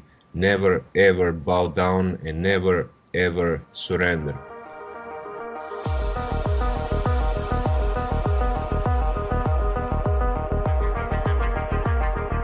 Hello, everyone. I'm here with Sage, and Sage has done shared a few of her private sessions with us, which some were very, very personal, but she changed her identity, so it's not too difficult for her to, show what some of the things that have happened without breaching her privacy. And we want to, I really appreciate people that are doing this, because it's hard. It's hard to, put yourself out there. It can be embarrassing, or can be difficult or challenging, or you feel judged. Not that this group is going to judge anyone. I would say a majority of the people that are listening have had their issues, and we're here to learn, not here to make a judgment, but to see that, we can all have our moments of weird experiences, and not feel like this is a safe place to share it. So Sage has had some very high paranormal, very high, higher than a lot of the other people that I've interacted with, and I've done ghost hunting and all that sort of thing, but her stuff is beyond. So without further delay, I'm going to bring in Sage. Hello, Sage. How are you? Hi, Jessica. Happy New Year's. Yeah, Happy New Year to you. Well, I'm glad that you're doing better. I know this has been quite a roller coaster since I've known you. Yeah. And the different things that you've gone through. Some of it we haven't even shared yet, because I think people would be like, oh my God. You're not ready to hear it yet. It's coming. Yeah. So I think we met probably almost a year. The end of February. I was trying to think of that myself. I believe it was the end of February, possibly early March, but yeah, somewhere around that time. Yeah. Yeah. You also live in Canada, and some of the stuff with the Tim Hortons, Yeah. Activity occurred, and you had a very strange experience in Tim Hortons. Well, it's we refer to my location as Monarchville. Right. That's where, we live in Monarchville, the heart of downtown Monarch town. But right across the street from me is a Tim Hortons. I don't frequent there very often, Yeah. but the times that I have, I've met Jesus, and I've met androids. I've met all sorts of people that were there one moment, not the next. So yeah, it's been interesting. Yeah, plus the high paranormal in your house. Well, the reason why is because Peter's, like, you call it Monarchville, because Peter talks about this area Right. being affected by Monarch. And you also had Nazis Oh yeah. around your space. And, there were times when you would just call me, or your husband would call me and say, please help. Yeah. Well, there was that interesting time where we knew something was going on in the bedroom. I mean, the bed was moving, the energy in the room, and you were looking into it, and it was one thing after another. I mean, from the Partridge Family, to the Manson women, to the bedroom looking like an aquarium, to octopuses, to witches, to, go-go dancers. It was wild. It was a time loop. Yeah, someone put in some kind of time anomaly, and it was almost like pop culture, and all sorts of things were showing up. And there was, I did see one of the Monarch kids holding onto a device. Right. And they were looking around in your space for whatever reason, and it just threw everything off. And you had moments where there's like, things touching you while you were in bed, things moving, and then your basement came alive, and then you had some kind of black goo that came up from the floor. I mean, like I said, we haven't talked about water from Vietnam. Yeah, the Vietnam events. You went into, you had some kind of alternate or parallel experience here in Vietnam, but which revealed a lot. And so some of your information, even though it's somehow you're clicking into this, but then at the same time we're able to access that information, find out what really happened, what caused some of these anomalies, because these are strange anomalies. The Vietnam War was an anomaly. I mean, that someone was messing with time and screwing around with things, and it perpetuated the pain. Yeah, it kept going. That was really interesting, even how that came about, because I wasn't doing well, and then you called me, and we're having one conversation, and you said you saw green, the color green around me, and before you knew it, I closed my eyes. So I don't, for viewers that may not realize, I don't do a lot of regressions, but I can close my eyes and seem to have these visions where I'm right there. And that's how it happened with Vietnam. When I closed my eyes and looked at the color green, I was right in Vietnam, right in a swamp, even wearing those night vision goggles where everything was green around me. And then it just took off from there. Right. Yeah. I mean, you don't, actively have visions, but sometimes the conversation between the two of us, it opens it up. Right. And there was some other stuff that happened that we just stumbled on. I think even recently, where you were looking at some things, and we were in the same My Lab, right up in that area, and you're also near something called the Diefen Bunker. I'm like 10 minutes from the Diefen Bunker, which is a huge underground facility. It was built in 1959, I believe, underground for, at the time, it was our prime minister, and Diefenbaker. And so it was like a Cold War, during the Cold War, a shelter. But now they've said it's just they've actually turned it into a bit of a museum, and also they have those activities where, you breakout rooms, or I don't know the correct term of these activities where you go and you have to break out of these areas. So kids go, or families go, and they do all these activities, but they don't really realize how deep and far this bunker runs. Right. And those like, I think it's called Mind Quest or something like that. There were actually these games, and I started exploring that because that's, it goes into some very serious little realities that they've created, and ways to hijack people in my lab. So you think that, something like that's very innocent, but God knows what's happening to those souls. Keep on trying to disrupt that, and try to help those people out. But oh my goodness, it can be overwhelming. And I have about 3 or 4, around 4 or so, right around that area that I talk to regularly. Okay. In that area, and it's a very, very high paranormal. You really got the brunt of it. Well, but then again, you were hooked into France too. Oh yes. Yeah, and and Scotland. And Scotland, yeah. So you have, there's a lot of stuff.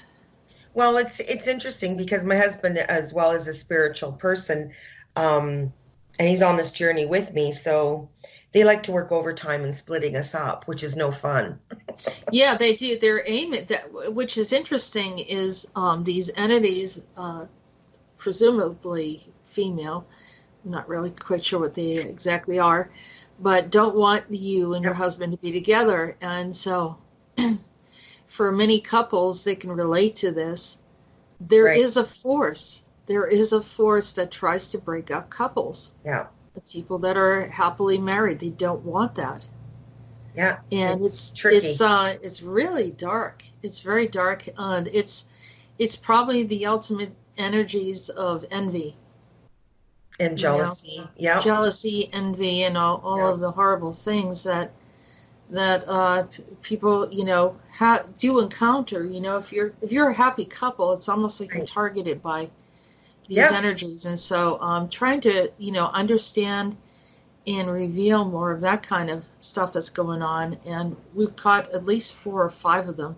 Yes. That were trying to come in and disrupt Honestly, your marriage. too, it's probably the hardest, like being on this journey this year. I mean, I've had, really good things happen as well as unfortunate things. But the hardest thing for me, too, is how they actively try to come between me and my husband, because we adore each other. We've been together over 35 years, and we're a strong, good, loving couple.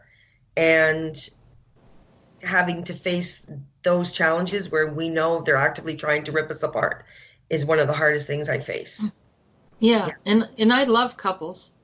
I love happy couples, people that are together, they enjoy being with each other, and I want to see them thrive. And I mean, there's people that I've worked with for a long period of time trying to hold their relationship together as much as I could, but some people are just they get subjected to these astral beings, right? And they're against love.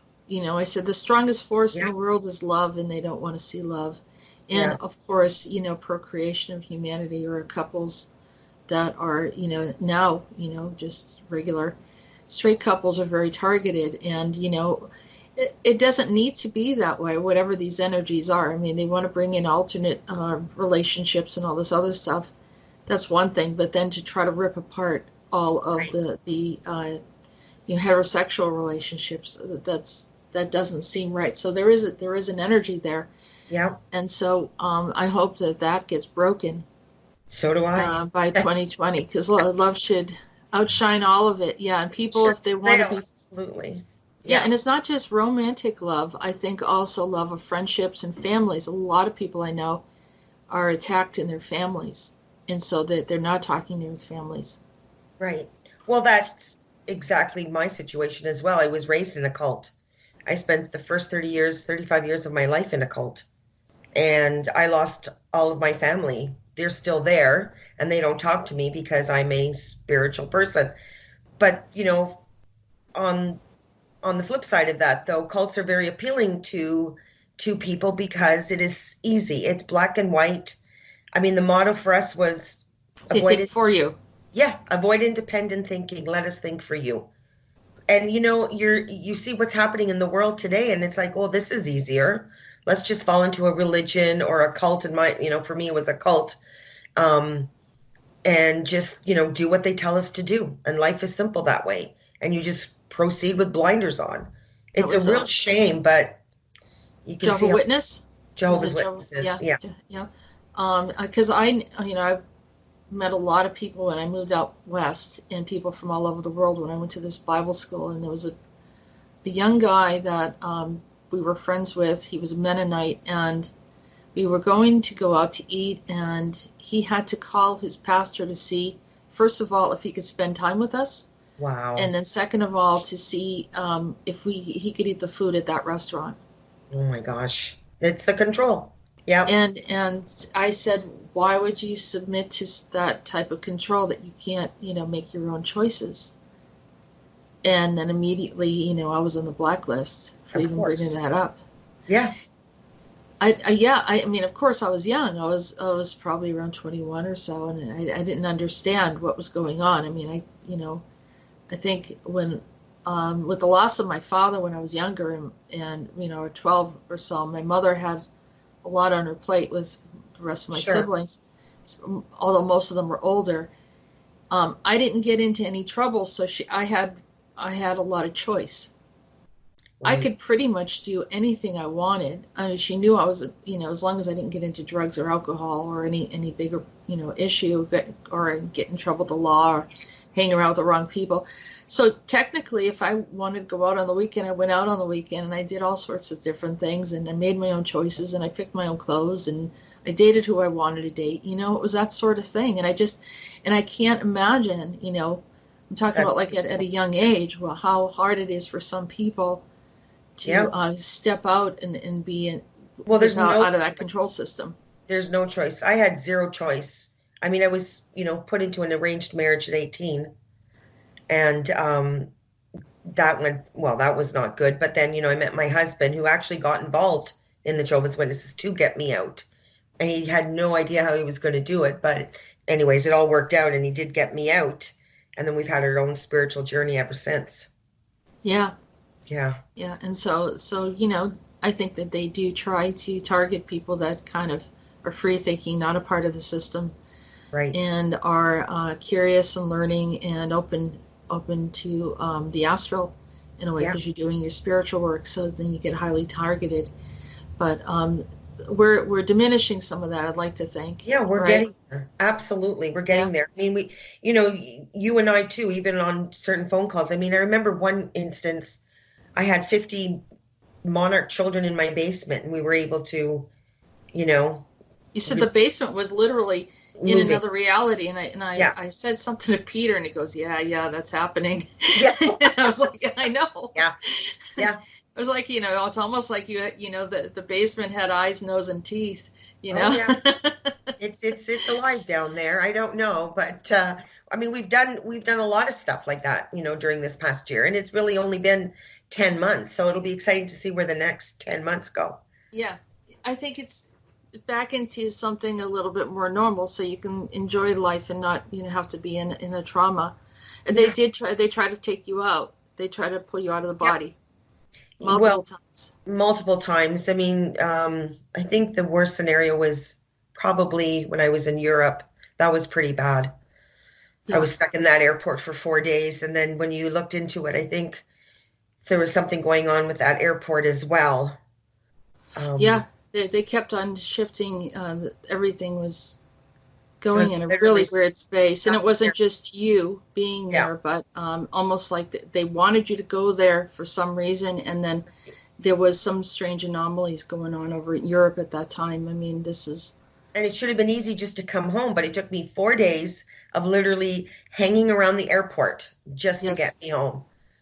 And even leaving Canada, it had its issues. You know, they didn't want me to leave Canada. I was targeted from the moment I left Canada. They were saying I had a certain white chemical, you know, on my iPad, and then I had to go in an interrogation. I mean, I couldn't even get out of my own country. You probably did. They probably put something on your tablet, and were trying to figure out what's going on with you. Yeah. And then it's a setup. Yeah. Yeah, and then just, you know, sitting beside me was one of the Nazis set up to have someone follow me while I was there. Yeah. That character. You when you traveled out, he sat next to you. He talked to you the whole way. He's a big, tall guy, and he was supposed to come back earlier than you, and you tried to come back beforehand. You were going to come back after when he was traveling. Right. You tried to come back before, and it was like it forced you to come back the exact same flight he was coming back. Yeah, and sure enough, it was on my flight. But you worked that so that by the end of, he saw me, he was all excited. He tried to arrange his tickets so he could sit beside me again. And I'm like, no, this isn't happening. And you did what you did, and it worked beautifully, because I think it was, you know, by the time he saw me, and by the time they announced our flight, he didn't even know who I was. He just neutralized it. You totally neutralized it. He walked right by me, and he just sat elsewhere. He didn't even look at me. I was just like another person on that flight. It was incredible. Yeah. Yeah. Yeah. There was another woman that I had to help her get out of the airport too. It was a similar situation. Oh, wow. She couldn't get out. So someone promised to give her money to get out, and she was just like, I don't know, in a weird space. It's almost like the airports. Yeah. I don't know what they're doing in the airports, but they're creating some strangeness. And I think in LAX just recently there was someone just dropped. Yes. they don't know where they fell from, but they just dropped in the airport and died. Like, they're like, well, we don't know where they jumped from. They're trying to figure it out. It was very strange. Well, there's a lot of strange things. Like even that photo, wasn't there a photo of a tree was, a car was actually in no, the tree was in the car. It's like it was always there. Like like some kind of time travel thing where the vehicle so bizarre. Was there, and the tree actually just grew right through it. Yeah. And then they try to discard it and say it wasn't true, and I asked Peter about it, and I felt like it was real, but they have to hide this stuff because if they just say, hey, none of this is real, it's everyone just close your eyes and blink and it will all go away, and so they don't want anyone to look at these things. And so that's why, shows like ours, we're one of many that are trying to bring out the information. And it's really hard because there's some fake, the ones that do the fake stuff too kind of irritate me because it's like here again, it's another way to cloud. I think the fake stuff doesn't last long though, because it does end up exposing itself. You can sort of see through it at some level, but when it's the real stuff, and that's why as we go through this year and when we look at 2020, I think it's just exposing a lot more of these lies, and a lot more information comes out, and then the more we clear, we want, we'd love to have masses awaken. That would be phenomenal. And I think that's happening. It is happening. We had a lot of, you have glitches and things happen, but overall the big picture is very, very positive. And the lie with mankind is that it's not positive, and the earth is doomed, mankind is doomed. There's a lot of that fear mongering, but we of the light do not think like that whatsoever. Our hope is strong. That's perfect. Yeah, that's perfect. I think we can end with this conversation with those thoughts. Good. And I like that. Thanks, Jessica. Yeah, no, thank you for sharing, Sage. I appreciate it. And we'll be hearing more from Sage going forward. Thank you.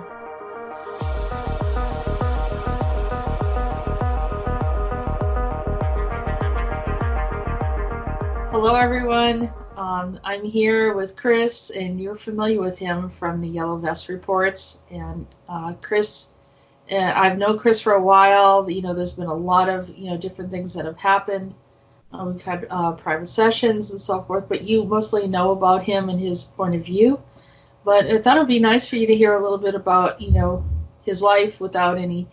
He doesn't have to get into any of the political stuff or world perspective, which we appreciate, but some of that can come in. But just for you to get to know him a little bit, and also his perspective on 2020 coming up. So without further delay, here is Chris. Hello, Jessica. How are you today? Hi, Chris. How are you? Thanks for joining us today. No, it is my pleasure. It's an important day today. I'm closing 2019, crazy year. Yeah, it's been a very crazy year. So even for you, on a personal level, you've had some time. Yeah, no, definitely. I was thinking that it would be good anyway for to tell a little bit more about my story in a nutshell. So I'm originally from Belgium. Spent a big portion of my life over there. Moved here around 12 years ago. I'm living here in Florida right now, and when I grew up in a family that was not into Christianity or any type of religion, but definitely a family that had a lot of issues that we discovered through the sessions. Pretty much in a nutshell, I would say that we discovered that most of my family members were pretty much hijacked. My mother before even my birth, and then the rest of the family over time, to a point where I guess what I discovered through time is that all these different agendas that were, against me pretty much, trying to stop me for doing what I was supposed to do in this lifetime, were set in place as a trap. But the beautiful thing about all this, because there is always a positive about all this, even if it sucks when you discover these things, that the world you lived in, or that you perceived as the world you lived in, was not reality. I felt since I was a kid, I always felt like first I felt I was born in the wrong country. And I was born in the wrong family. It was a very strange feeling. I felt like I didn't belong here. And I guess a lot of other, people listening here might feel the same thing. Trying my whole life to fit. Since I didn't know how to fit, I felt like I was not part of that same. I mean, I didn't know really how to fit in that whole construct and society and family construct. So I did my very best at the time. Always was a very kind kid, rebel teenager, definitely, and gave some gray hair to my parents. And then I realized one day around 22, 23 that there must be a purpose of my presence on this planet. And that's where I started to look into the New Age world, thinking for some answer I couldn't find in school in the education your parents give you. And that led me to pretty much going into different traps that I didn't know at the time, since most of these New Age groups were connected to some dark agendas disguised into love and light. I went through different courses, different teachings, couldn't find really what I was looking for until in 2002, through one of my partner at the time, one of the girlfriend I had, we find a certain teaching that I've been part of for pretty much 12 years that was at everything that someone looking for the truth, had everything. And I really thought, wow, this is great. It finally they have great information. It's not like the New Age movement where, there is more question than answer most of the time. Very scientifical, great. I didn't know at the time that group was definitely something that led me to get involved into a multi-layer, extremely complex type of different agendas were concentrated through that different group, and I got myself extremely entangled to a point where there was barely nothing of me left energetically. So when I met, finally, I had a feeling, since I was in a relationship at the time with my last partner, that I met in that group, thinking that was the wonderful relationship, the one I was looking for my whole life, and hell broke loose on us after a year of being together. End up literally losing everything, going from place to place, sleeping in a car, end up homeless 6 months in New York, trying to get out of there as fast as I could, to come back here in Florida. My whole journey was about regaining my freedom, and in the process of trying to regain my freedom, I didn't realize that I was entangling myself more and more into this organic control system and belief systems. So when I finally had that call within, that some things happened within me when I said, all right, I need to find, I was calling on Source to help me to find someone that could help me to finally regain my freedom and see clearly through all these multi-layers of illusion, deception, lies, and realize that everything that I believed was supposedly love and light ended up being the complete opposite. So I needed someone to help me, and that's when I met you, Jess. And I was very impressed by your kindness and your understanding, and also your ability to be able to see through the different layers, to be able to see what needed to be cleared. So these last 2 years, we've worked together in the process of freeing myself, and let's just say it was a journey, right? Yeah, well, they had you kind of earmarked for some kind of agenda. There was a woman in Switzerland that you interacted with that had they had you hooked into some plan. And then there was one of the Maitreya's that hooked you, told you were one of the Jesuses. or something like that. Yeah. So they were trying to pull you into some kind of agenda which you didn't consent to, obviously, but it seemed to have been. They don't take rejection very well. No, I know they don't. And so they made it very, very difficult for you to just be in a relationship or even kind of try to plummet you into homelessness various times. And what I thought was interesting is, and you can get back to what I just said, but what I thought was interesting is when I first met you, we were both in a weird situation that almost had a parallel. You were renting from someone, renting a room, and I had left a relationship too. My relationship got completely sabotaged. It was so bizarre. The person that I was dating showed me the woman that he started dating after me, and they looked like clones of each other. There were about 15 or 20 of them. So, I mean, there was something that was so bizarre that happened. And you know that this was planned out. So I just said, all right, fine, I'm going to, rent somewhere, try to save some money. And so I rented a room, and you were in the exact same situation. And then our landlords got hijacked. And they became, like, unreasonable. And when I just go for a walk or something like that, my landlord, roommate, whatever you want to call it, would say, where are you going? Like she's trying to keep tabs on me just walking outside. It was bizarre. I mean, you know that this was my lab related or something. So this is how we met. And we were both going back and forth about our nightmare roommate situations. I was roommating with a lady that was Semiatse. I mean, she had Semiatse was moving to her. Yeah. Oh my God, she was a nightmare. Me being the free electron that doesn't like to, receive orders from anyone. I mean, she led me to in a situation where I couldn't even cook. I couldn't even do anything. Every day she was waiting for me with a list of stuff that she was upset about.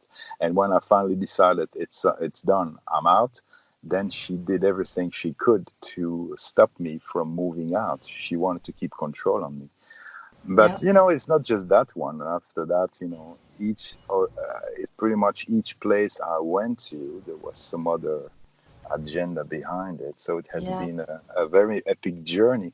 But tell you the truth, this year, 2019, has been a very hard year. I'm not gonna lie.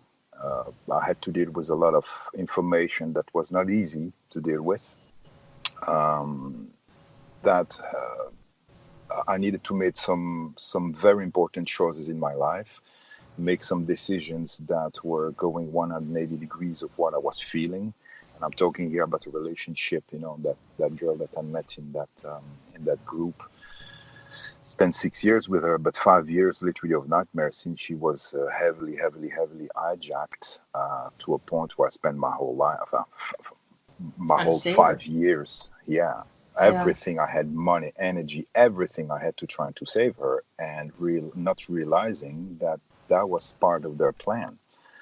They already have taken my family completely, my children, kicked me out of my country, replaced me with a fake me as the new husband of the mother of my kids, completely disconnected from everything that was ever connected to me coming from Belgium.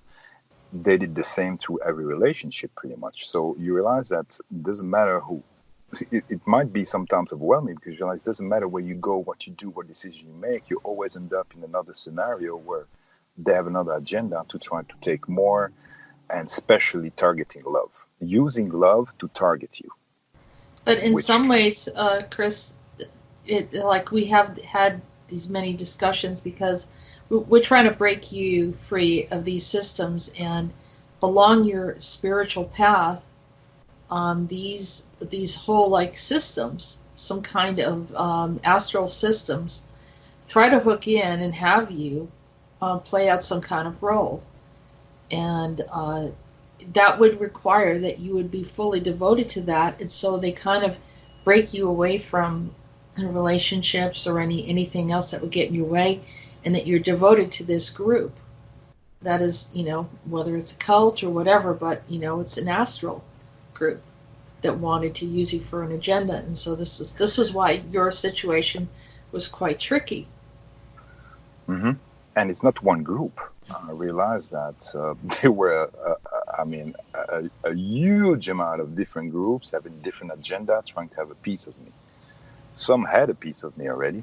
So the whole journey of 2019 was through different sessions to disentangled, reclaim part of myself that were taken, without my consent, taking back, calling back to me everything that was stolen. So to kind of like rebuild myself, my true self, because I never consent to any of those agenda. And people that listen to me in the yellow vest, they know that if they don't know me, but I can say one thing: I love freedom. I love divine sovereignty, and I will never ever consent to any of those agenda to enslave people for, glory or whatever they might offer you as reward for working with them. Nothing for me is equal to my divine freedom and sovereignty for myself, but also not just for me, for all humanity. It's not just, when we do this work, Jess, it's on a personal level, but since I guess I would say I don't have a personal agenda, my goal is literally whatever I do, if it can help others in the same way, fantastic. Now I'm really in alignment with my higher self and divine source. Yeah, well, we were able to see what the agendas were, some of the agendas of these systems, these I don't know, mock Christian systems, or some kind of ET related Christian something. And we, it affected other people, because as you were able to pull away from it, then we could identify, and then I could present it to Rodan or someone and saying, look, what are they doing here? It looked like a very big system that they were trying to insert into our reality. And they've done this multiple times before. That's why we have this big, these religious systems on the planet that are run by extraterrestrials, off-world beings, astral beings, not necessarily benevolent, but for looting purposes, control, manipulation, handling humans, and it all kind of tied in together. It's all the signature marks of that, and you and others, that were kind of innocently soul searching and looking for alternate belief systems in New Age experiences, somehow or another you get hooked into these groups, and then you're in. By the time you realize that it's a problem, you're in pretty deep. Well, New Age, the New Age movement is like quicksand. You're in there, you try to free yourself from something, but the more you move, the more you sink. It was literally created for those who, and that's a feeling I have. I have a feeling that those dark beings have created knew that eventually some human would want to get awake and realize that the reality they live in, that was my case, something was wrong. And so they might start looking for an answer. And I had a feeling that whole New Age group was kind of like a cul-de-sac type of situation created to bring those people that want to be awake and kind of like bring them deeper into these systems.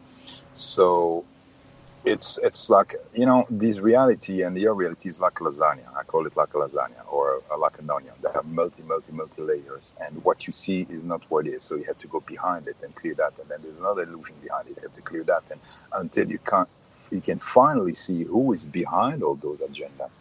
Now, mind you, the first thing that I made as a decision is I am not a victim. Even if most of these things have happened to me without my consent in dream state, or because I was maybe naive in a sense, but my heart was pure, I'm not a victim. And from the moment I realized I'm not a victim, that means I had the keys in my hand to change my reality and reclaim my freedom. And that was the first step. This is just the step before I met you, Jess, that I realized that, I'm not a victim, so what can I do here now? I can look for the answer, and even if it's not pretty, I want to be honest with myself. I would rather see what's going on and be able to clear it than to wait for a savior. But meanwhile, And you were that, having high paranormal happening at the same time around your girlfriend. well, my girlfriend, I realized this year that, and I thank so much the love and the kindness of the guides that were so patient with me, because they knew my situation, but they slowly led me to understand step by step that I was protecting and trying to save someone that has full male agenda to take me down. And I didn't realize that. So it was, I'm going to say, when you spend 6 years of your life investing everything you have, money, everything, believing in someone is a victim of something, like, for example, my girlfriend in this case, and I thought that she was my twin soul or whatever. That was a perfect trap. They used love that I care so much about to try to take me down. Now, thanks to the guides and the amazing work, Jess, I've been able to see through the different layers of illusion, deception, lies, the love bites, all these mind control programs and all that stuff, by reclaiming all these aspects of myself through sessions, regaining a consciousness where I could start to see things for what they were, until, a few months ago, I made a decision to break that relationship completely, which I knew was not the end of it. It was just the beginning of something new. They didn't like, obviously, that decision. Yeah, and they kept on accessing your space through. Mm-hmm. It was upsetting to all of us, to. It has been a very intense year, but when I'm thinking about it, I know one thing for sure, Jess. I know I'm setting myself free, that they like it or not. Right. That is a fact. I have no doubt about it. Zero doubt about it. And I don't care what they think, what they want, the reward they try to give me. I cannot care less about that. I know that we are here on this planet for a specific mission, and this is what we're doing. Yeah. And dismantling all the system that they took millions of years to construct and to build, to frame humanity, and to make sure humanity certainly doesn't remember why they were created, for what purpose they were created, and what was the true potential. This is why they literally trap all of us into this scenario. You have to work, you have to make money, you have to find your second half in order for you to be happy, and blah, blah, blah. And then the religion on top of that. I mean, multi-layers of bullshit. And once you start going through all that, you realize, wait a minute, what are they afraid of? They're afraid that we get awake. That's their biggest fear, that we can see first what they're doing, but also what we truly are and what our potential is. Because then we take our rightful place into the galactic family. Right. And you have some useful information from your experience. And some of the things that you experienced in one of those groups is that even though you were in a relationship, the group leader suggested that she was going to tell everyone who they should be matched with. And so the first thing they do is attack love, right? The relationship, they see a bond between a couple. That's one of the first things that they do. And another thing that you said to me in the past was that that this woman who I think really opened you up to some very serious stuff. This was from an earlier group in Switzerland, and literally said you were the incarnation of I don't know, was Urantia? Van, yeah. So that you were, and which I don't know how many people she said that to. But it was a way of hooking in. And so, a lot of people that listen and they're soul searching and they're exploring different things, and then they're suffering, they're having problems, they don't know why. It's because they need to disentangle from whatever agreements or consent that they innocently, felt like they were maybe a part of this galactic group or family. And it turned out to be something that was much more insidious, because it took you a long time once you started releasing from that. I think it freed up quite a bit from some of the stuff that the groups had you commit to. Oh no, absolutely. I mean, I'm not the same person I was even a year ago.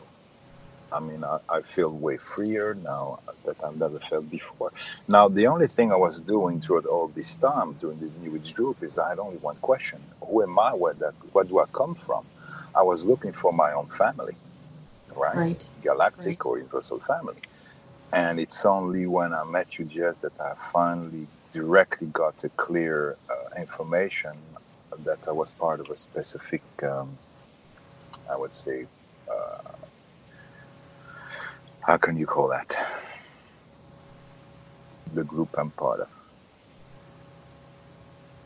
The group of beings Yeah, on this planet I'm part of. I mean, it's a group of beings that definitely have a the very true powerful soul group. beings. You could That's my say true true, soul group. Yeah. your true soul group, because they obviously want to hijack you and pull you into something Yeah. to support their agenda because they needed you because they don't have the right consciousness. No. No. And And they needed what I had. you and many others that innocently go Yeah. and and I, honestly, like this is mostly the area where people are getting very, very snared, and they come to me and they ask me for help, and they have no idea it's related to something that they thought was, oh, but I'm a star being, and yeah, you are, but you don't necessarily have to commit to this. That's actually coming into your space and creating all this paranormal. Mm-hmm. So, I think that your story in particular, was, it's pretty powerful because they first took away your family so that they could replace your family. Yeah. Yeah. Replace my family, replace me, made sure that I couldn't go back in Belgium because there was a fake me over there. Then set me up to different relationships. The last one I had was the one they really targeted, but they did that in several steps. They tested what was really what I liked or was attracted to.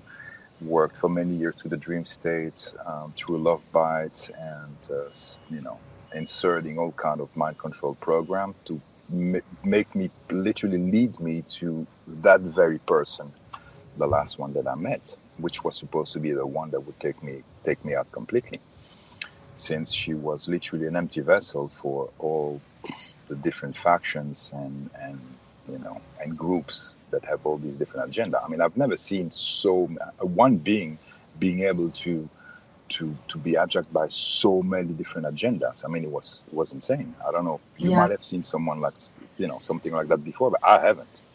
It's It's insane. it's a sort of like multiple personality, but it was different.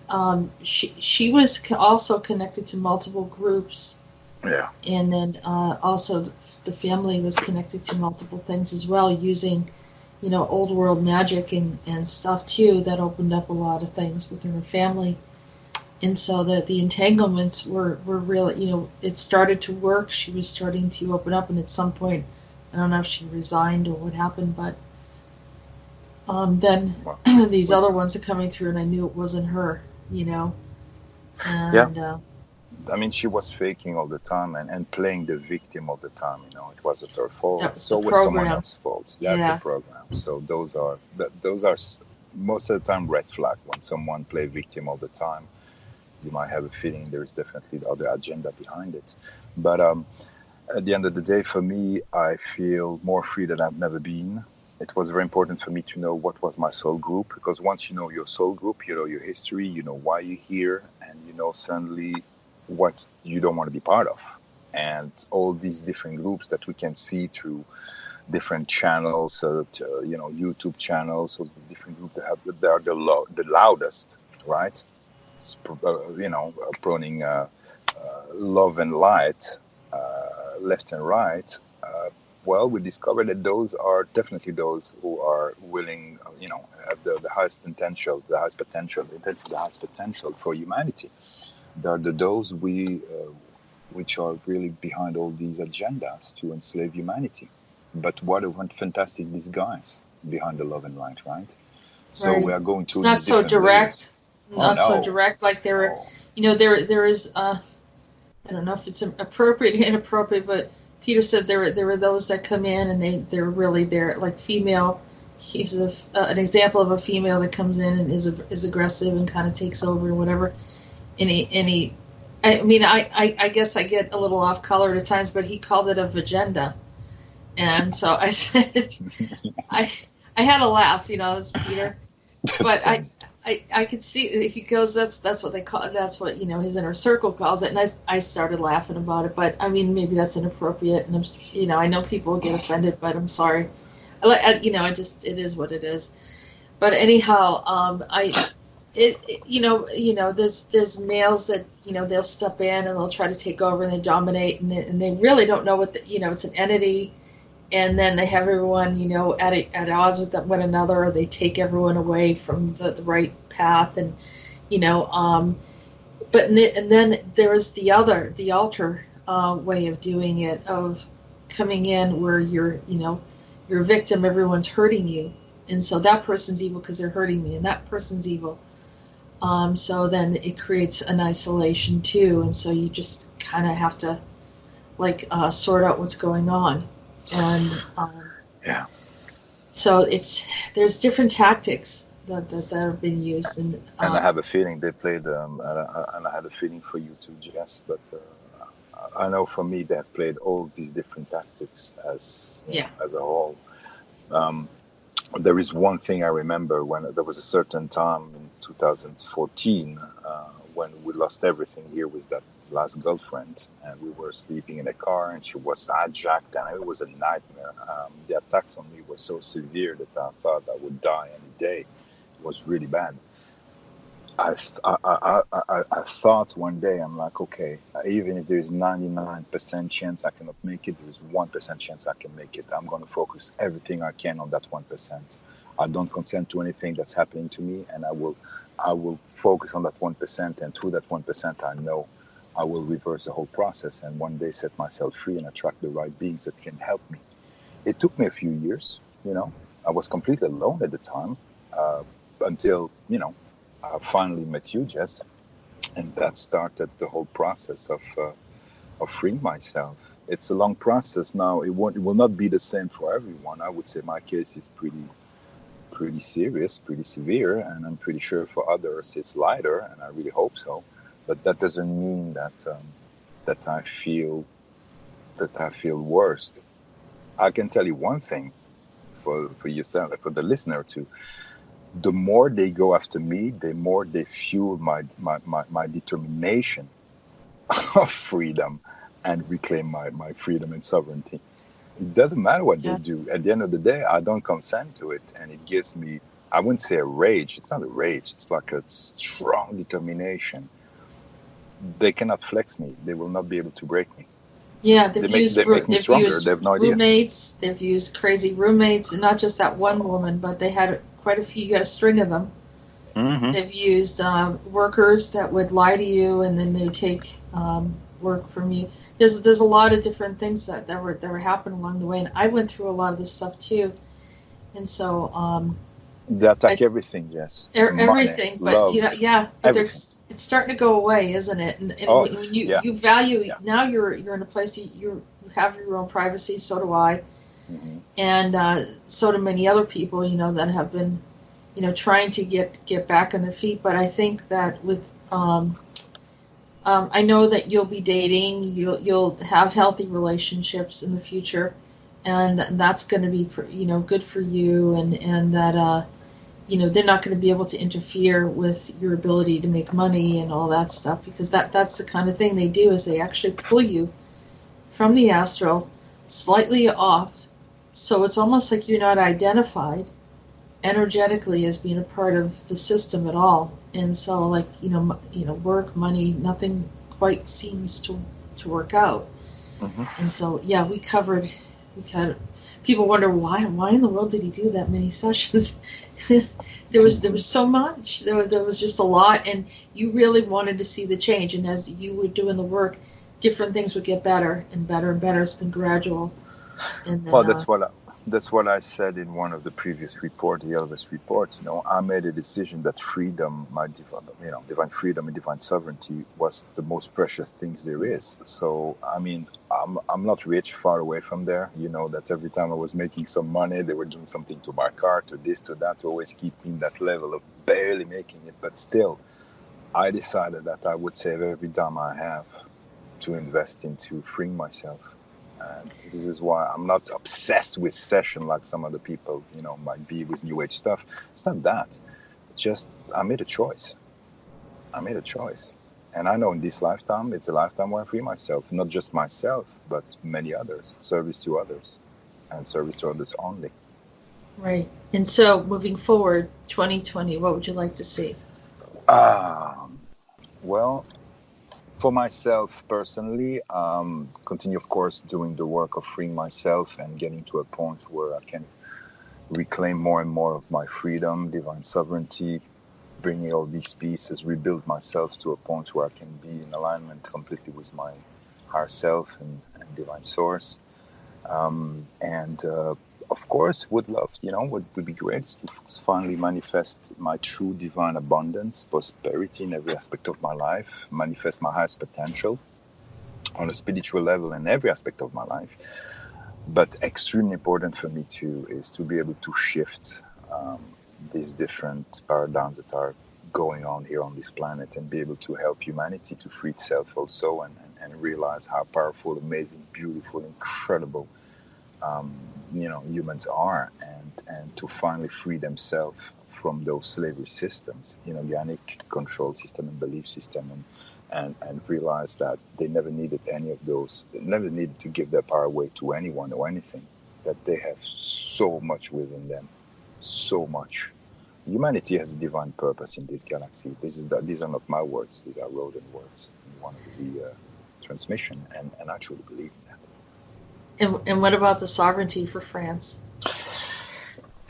Yeah, France and the other countries pretty much around France. Because France is just, I sometimes thought maybe people might think I'm just focused on France. No, France, of course, is very, very close to my heart because I've been involved with the French history many, many times through different incarnations. One of them being Vercingétorix at the time, already fighting. It was not a fight between the Roman and the Gallic. It was a fight between humanity and those systems coming from Rev 1 and, and all these dark systems that are right now in power. So France always been very close to my heart. But when I see France, I see the ripple effect it has on every other country. I saw the list of all the protests in the world. I mean, there are 20 countries right now. 20 countries that are doing the same thing as the Yellow Vest. That started in 2019. The energy, it broadcasts in a way in the consciousness. Yeah. And that people are looking for their sovereignty because they know, I think in the subconscious, they're aware that whatever the system is, it's not right. It's not really right. So we're running out of time. I just want to say thank you so much for sharing, Chris, as usual. And we look forward to a more positive 2020 and more Yellow Vest reports, maybe some good news to share. Absolutely. Thank you so much, Jessica. Thank you, the listener, and I wish you all a wonderful 2020. All right. Thanks again.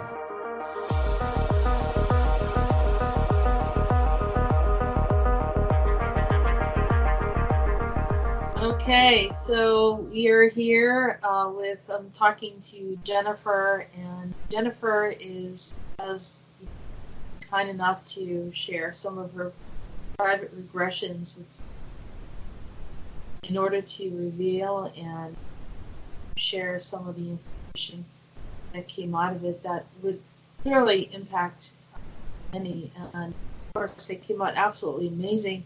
Sometimes just absolutely jaw-dropping, some of the things that come out, and it broke through a lot of different things. Some of our beliefs and views of what's going on in my labs were just horrifying, some of the things that she saw, and some extremely revealing. So I'm grateful that she was able to do that. So without any delay, I just want to introduce Jenifer. Hi, Jessica. Hi, Jenifer. Thanks for coming on the show and experiencing the New Year's and projections of 2020, but I thought maybe you could share a little bit about your experience and from the past year and when we got to meet each other and some other things regarding the dynamics of how this kind of evolved and or anything that you want to share regarding some of your regressions. Sure. I mean, what a year. I don't think I was prepared for it when I first met you in February. People don't know this, but I can share it. We came in as a group. We had just gotten out of a pretty sticky, horrendous situation with a being that was channeling some pretty dark stuff, and we were all pretty bruised up and damaged. And when we found you, the truth and the stuff that came out was just, it was hard to believe. It was hard to understand. It was hard to even imagine that was going on. I think when it got really real, at least for me, was when we started getting into the Atlanta stuff. I had no idea. I'd not seen any of your transmissions, read your book. I mean, you were new to me, so I didn't know. I didn't know anything about it, and I think I was also a little bit nervous because you were trying to help us, but it was still that same energy, somebody channeling, and we had just gone through.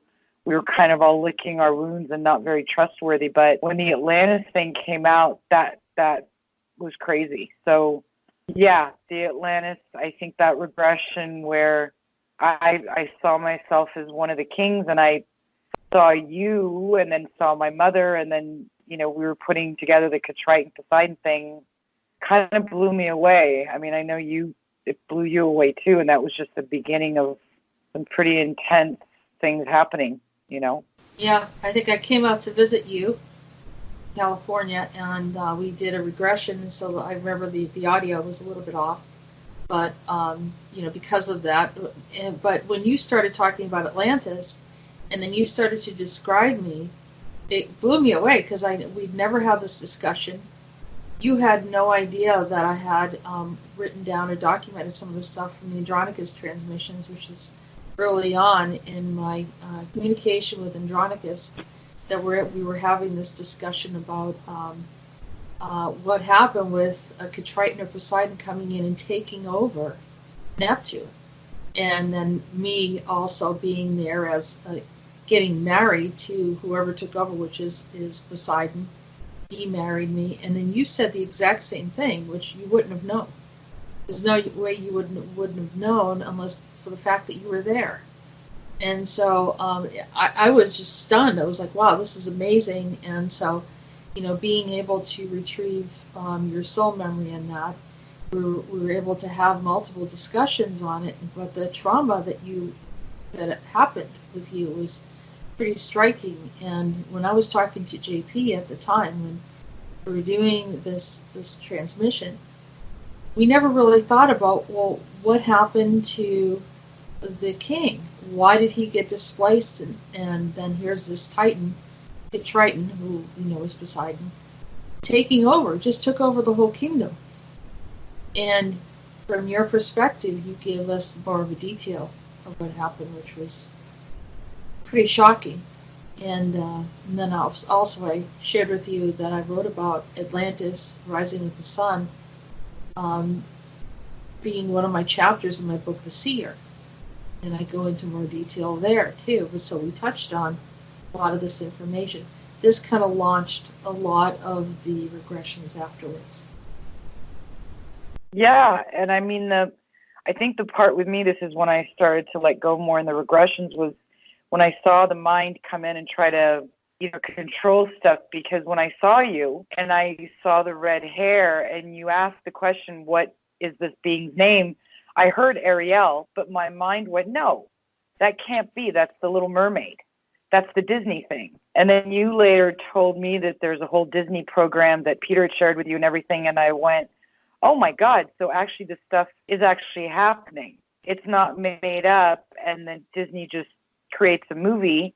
It's actually taken from part of our soul journeys and then thrown at us in this sort of disgusting way, convoluted way.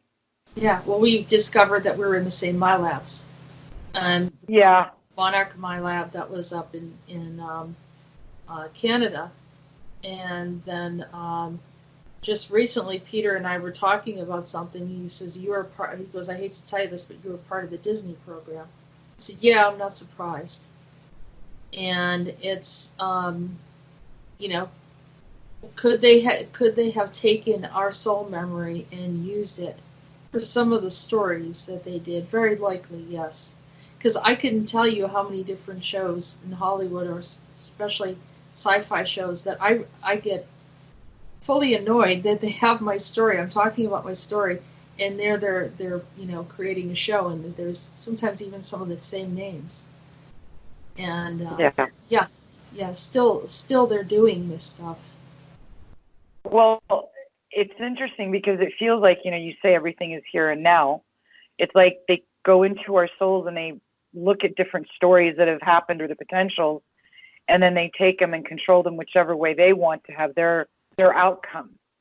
And so same thing, like you look at it and you go, wait a minute, that was part of my story, but I actually don't know how it ended. It's just, I'm going to believe whatever they contrived it to be, and you go along the stupid agenda not knowing that, and your life gets messed up and you don't know why.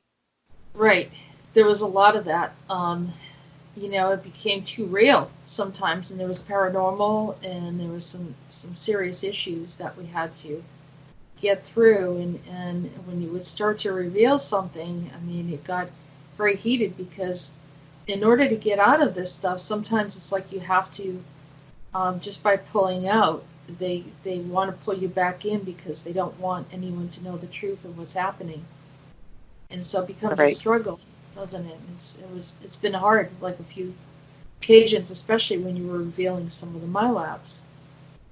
Oh, that wasn't. Yeah, the MyLabs for me, like you said it, there's a group of us, and thank God there's a group of us. We can talk to each other, because going through this alone has to be just horrendous. I know you've talked about you going through it alone, but I mean, it's terrible. It's a poison gift, because on one hand, we're revealing all this stuff that's horrendous, but we've got one another to talk about it with. But the more we talk about it the more we see the stuff being uncovered. Like, I mean, I didn't think it was possible for me to get physically hit, but, I've been scratched, punched, bruised, burned, all these things that, and I can't explain it to people around me. And then I hear things being revealed where now I go, oh my God, that's what happened to me when I was between the ages of 5 and 7. And my poor parents didn't know what was happening.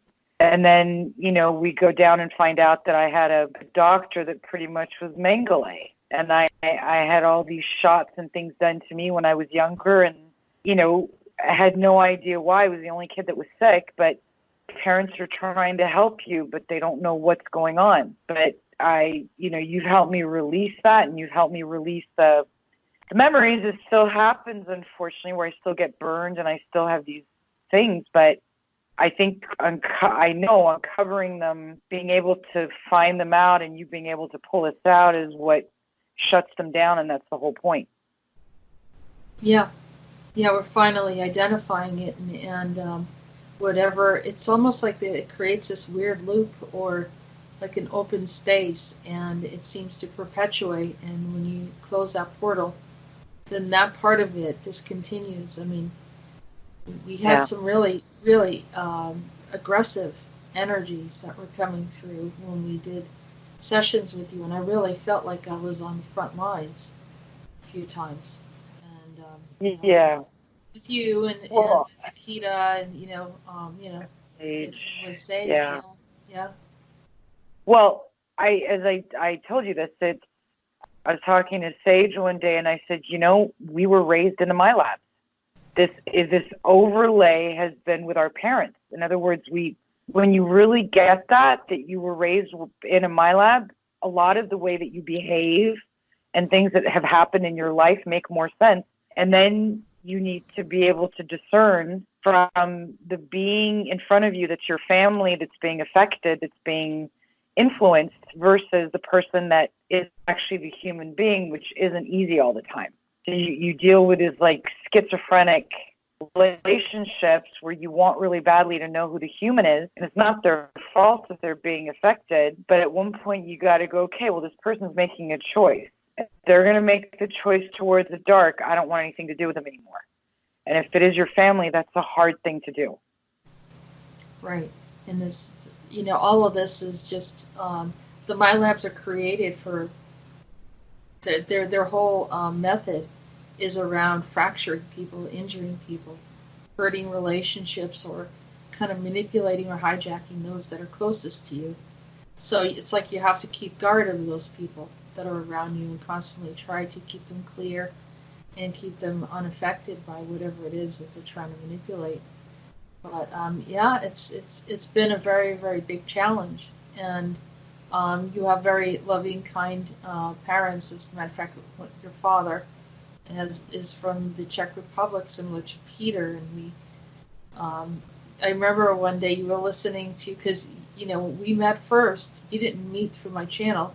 We met through someone else, and so you started to go back and listen to some of my shows, and you heard Peter, and you said, I have to talk to you.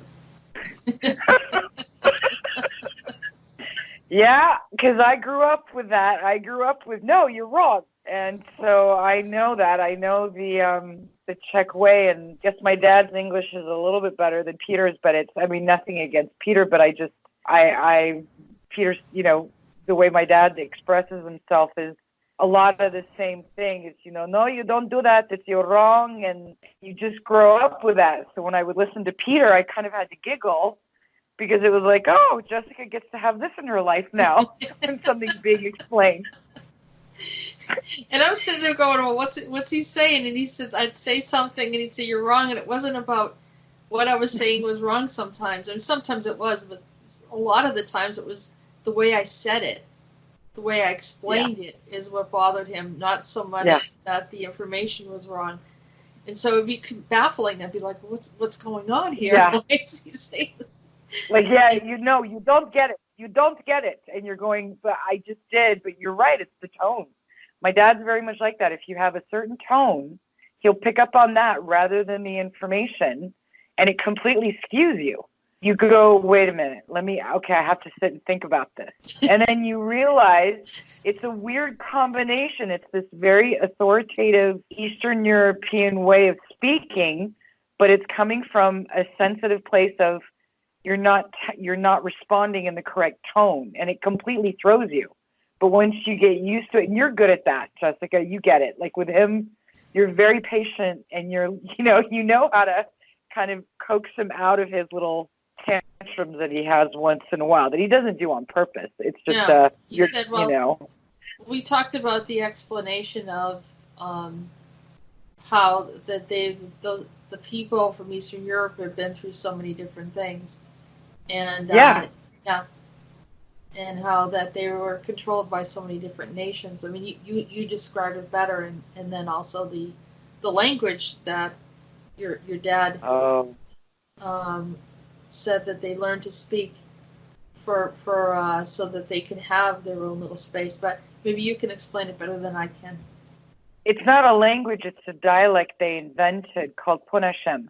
And Punashem means in our own way. And it's a very sweet dialect because it takes from different languages. So, if you know the history of that area, obviously the Czechs were ruled by the Communist Party, the Russians, so they had to speak Russian. Then they were ruled obviously by the Nazis, the Germans, and then they were also overtaken by the Poles, the Polish at one point. But Polish and Czech are very, very similar. But so what that little area that my father's from, Silesia, did is that they created this dialect called Punashem. And like an example is water with bubbles in it, carbonated water. The word is vordavetviem, which means water with air.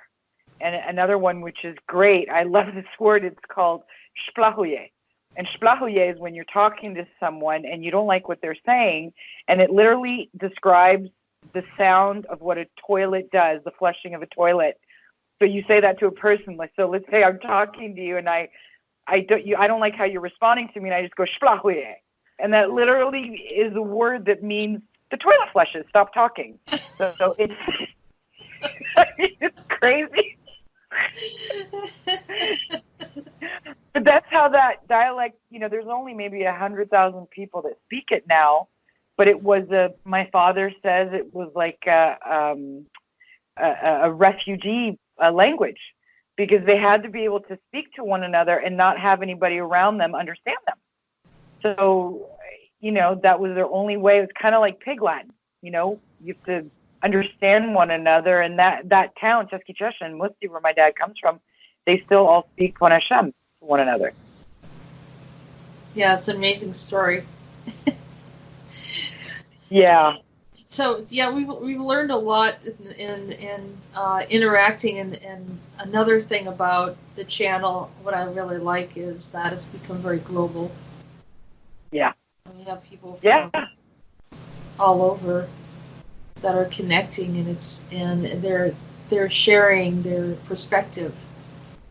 Well, like we talked about how kind the Eastern Europeans are. They really are kind people. They would open their door to anybody, feed you, house you. You have people from there. And when I talk about our group that came in, listening to you and your transmissions, I feel like our group is extended to Jimi and Chris and Laura and all the people that you include, because we're all a part of this family. And I just wanted to thank Chris, because I just ordered one of those T-shirts, the Kick-Ass Team, because I felt like we really are this kick-ass team that's, unveiling all this stuff, and we're not doing it just as little groups that are your clients here and there. We're all coming together and helping to uncover all this stuff, and now you're able to put it on a station, where people can really hear it and connect and go, wait a minute, I have an experience, and, they're not alone. That's what I'd really like for them to know, is that nobody's alone. They don't have to be.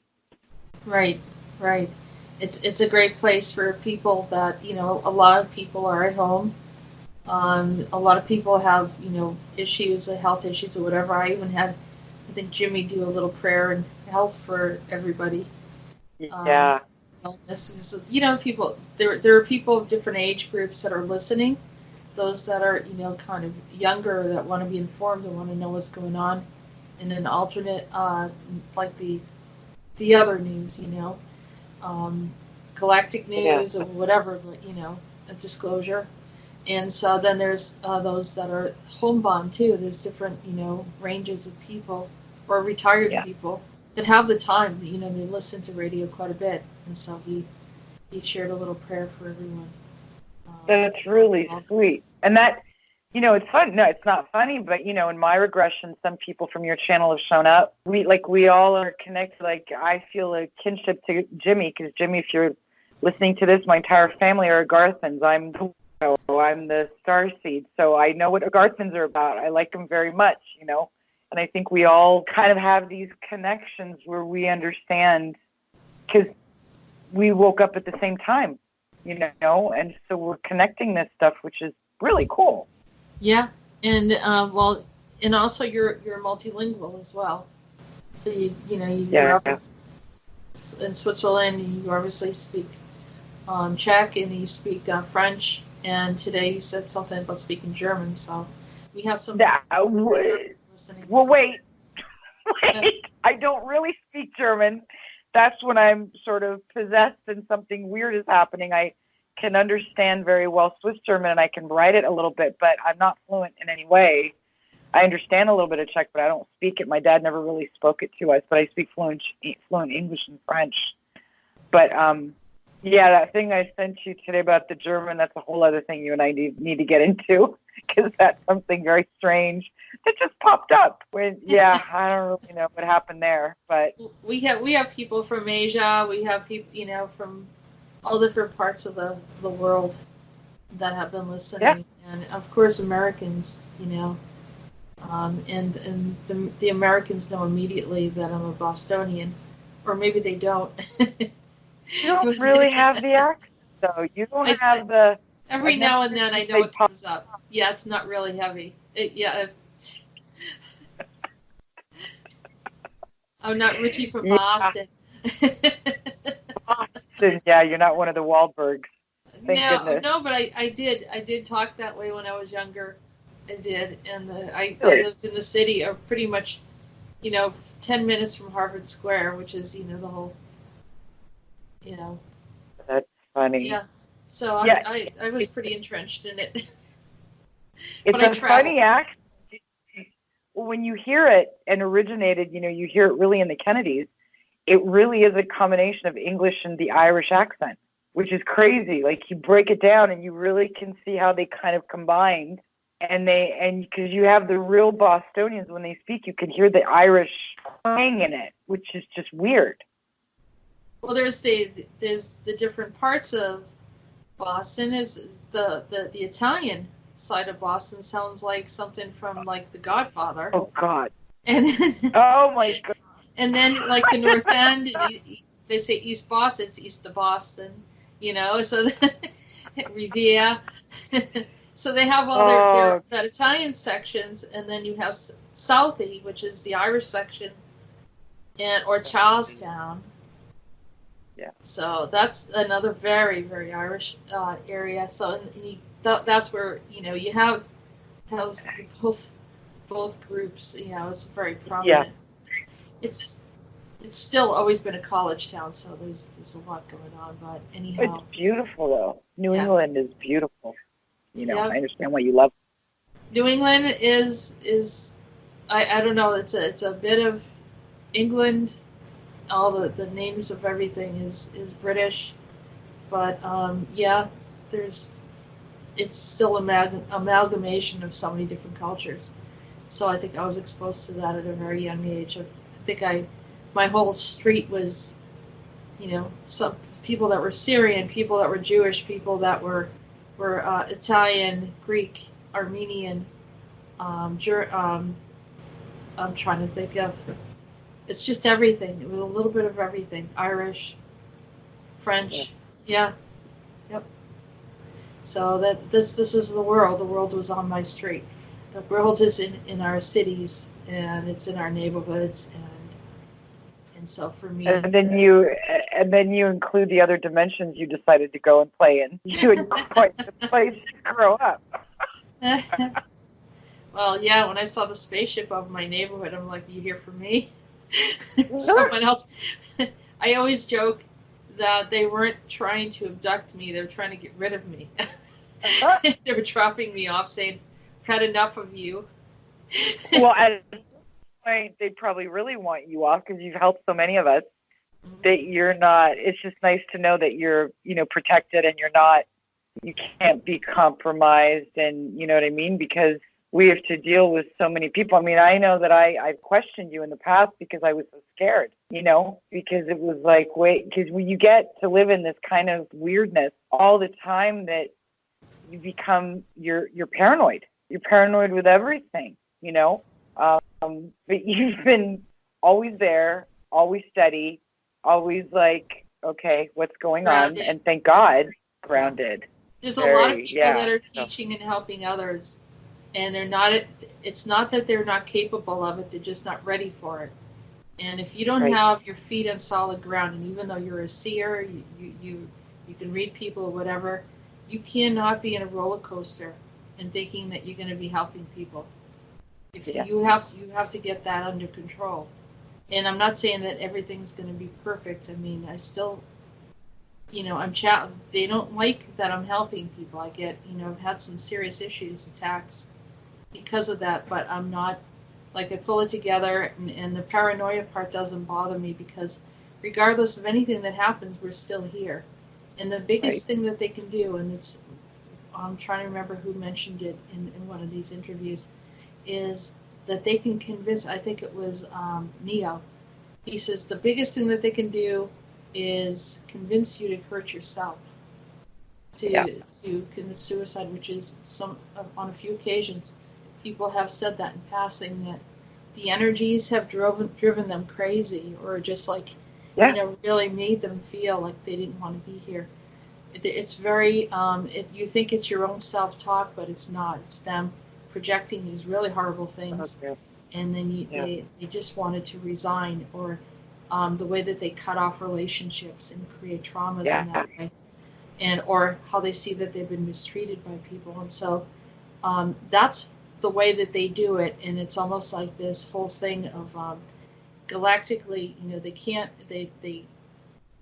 they can't directly come down and hurt you, but they can do other things that provoke that, or put you in a frenzy and paranoia where you're driving your car not safely or something, not paying attention, distracted, traumatized.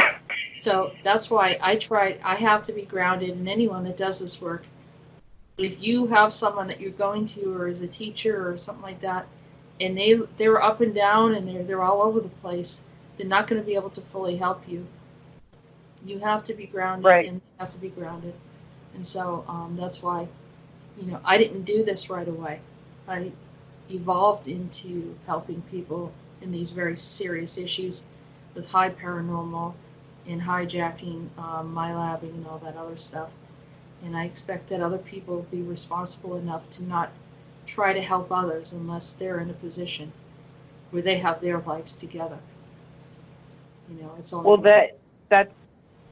that's how, we talked about it before. That's also that divide and conquer program where, even in our group, we felt it, where they put something in where you feel totally ostracized and you feel like people are going against you. And I told you this a while ago, that the worst thing for me, beyond all the pain, the physical pain that I felt, has been that feeling of complete isolation and making me believe that, I don't belong here and that nobody cares. And, the Mengele, my labs, where they burned me and had people watching, like all those horrible things that they would do to make you, like, so that you turn against your friends because you're going, why didn't you help me? And then with me, it was my family too, all the stuff that they did to me, tonsils taken out at the age of 2, getting sick and having this Mengele dude come to my house every day for house calls and thinking it was normal. But that ostracizes you, and that's the part where you're right, you have to be steady, and you go through the ups and downs that we go through. So you're always there, grounded, going, okay, what's going on? Can we have to talk about it? And it's hard. It's horrible. Yeah, it is. But there is healing in it.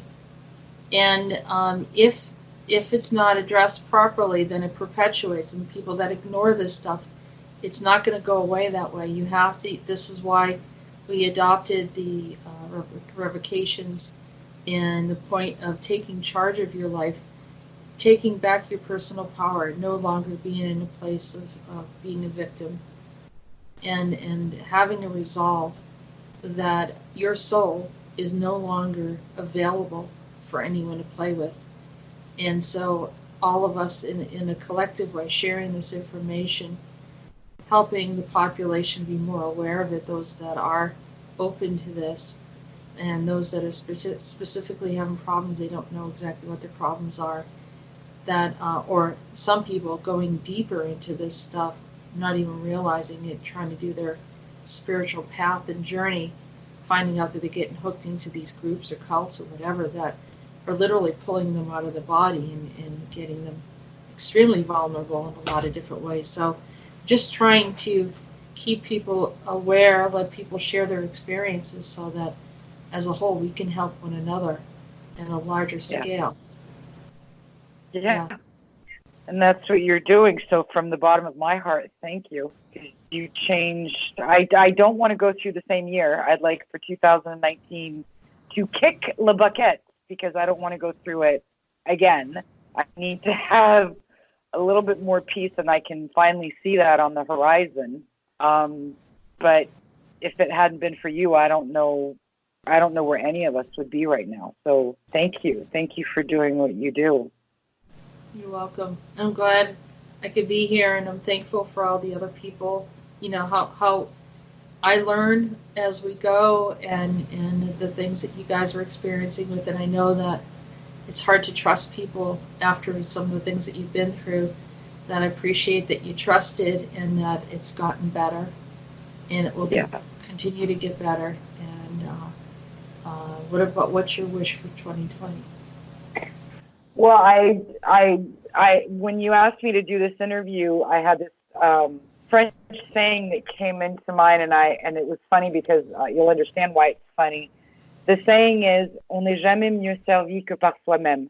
And what that means literally is, you're never better served but by your own self. But when you look it up on the internet, there's two definitions. One is a religious one, which is God only helps those who help themselves. And the other one is something like, oh, if you can't get it done, you can't ask somebody to do it yourself. And my wish for 2020 would be to listen to your tone, to listen to your melody and sing your own song. And even if it doesn't make sense to anybody around you, it doesn't matter. It makes sense to you. And that projects out. And it's not that it makes people connect to your song.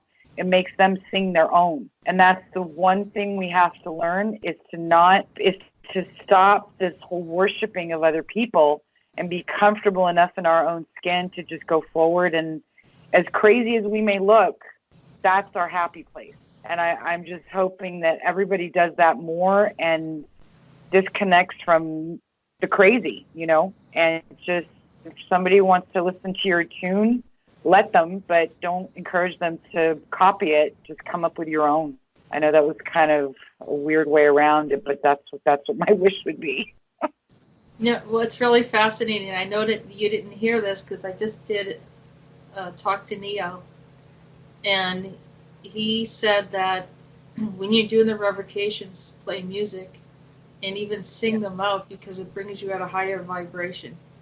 So I thought that was interesting. I thought, you guys are all, you're in the same space. Somehow. Yeah, it is. It's a nice entanglement. It's not a bad one. The only last thing that I would say, and that this is from listening to your last January 1st broadcast, and it's from Lara, and I love it, and I've shared it with the whole group, is that whenever I get anxious or something's happening, I stop and I say, I am a divine being of light.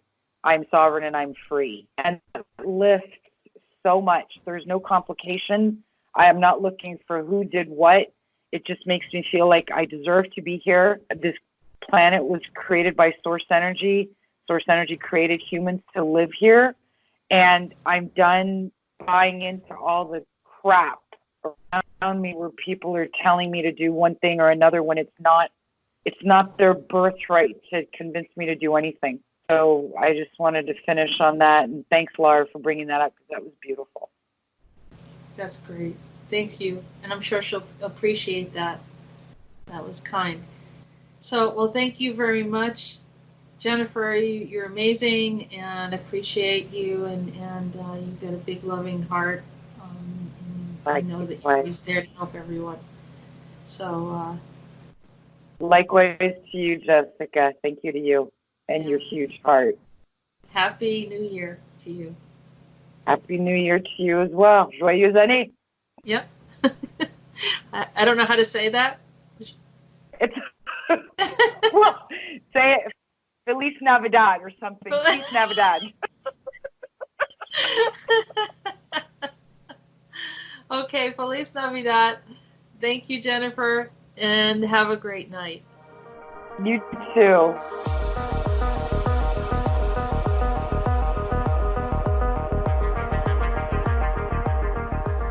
My special wish for everyone in 2020 is that everyone is healing, both physically, mentally, emotionally, and that you all have abundance of all things that you need, and also that you can mend the many communication issues with family, friends, relationships to help resolve whatever it is that needs to be resolved. Because if you become more whole, you'll feel better, or you can move on into that next phase of your life where you can actually start living in a way that you had dreamed and imagined in the past. And that's my wish for everyone. I wish for peace, world peace, and freedom, sovereignty for everyone. That we're free of many of these systems that have plagued us in many different ways, mind control, and the elimination of 5G, and all these other things that are constantly looming over us that pose a threat to our well-being and the future of humanity. We ask that all of them are removed. And so, moving on, we ask that all the nations get a reconciliation and a place of peace regarding their protesting, and help all of these governments get into the right timeline where they should be, where the people have an abundance of what they need, and that everyone thrives. Thank you to everyone. Thank you for all those that participated in putting this video together, and happy 2020.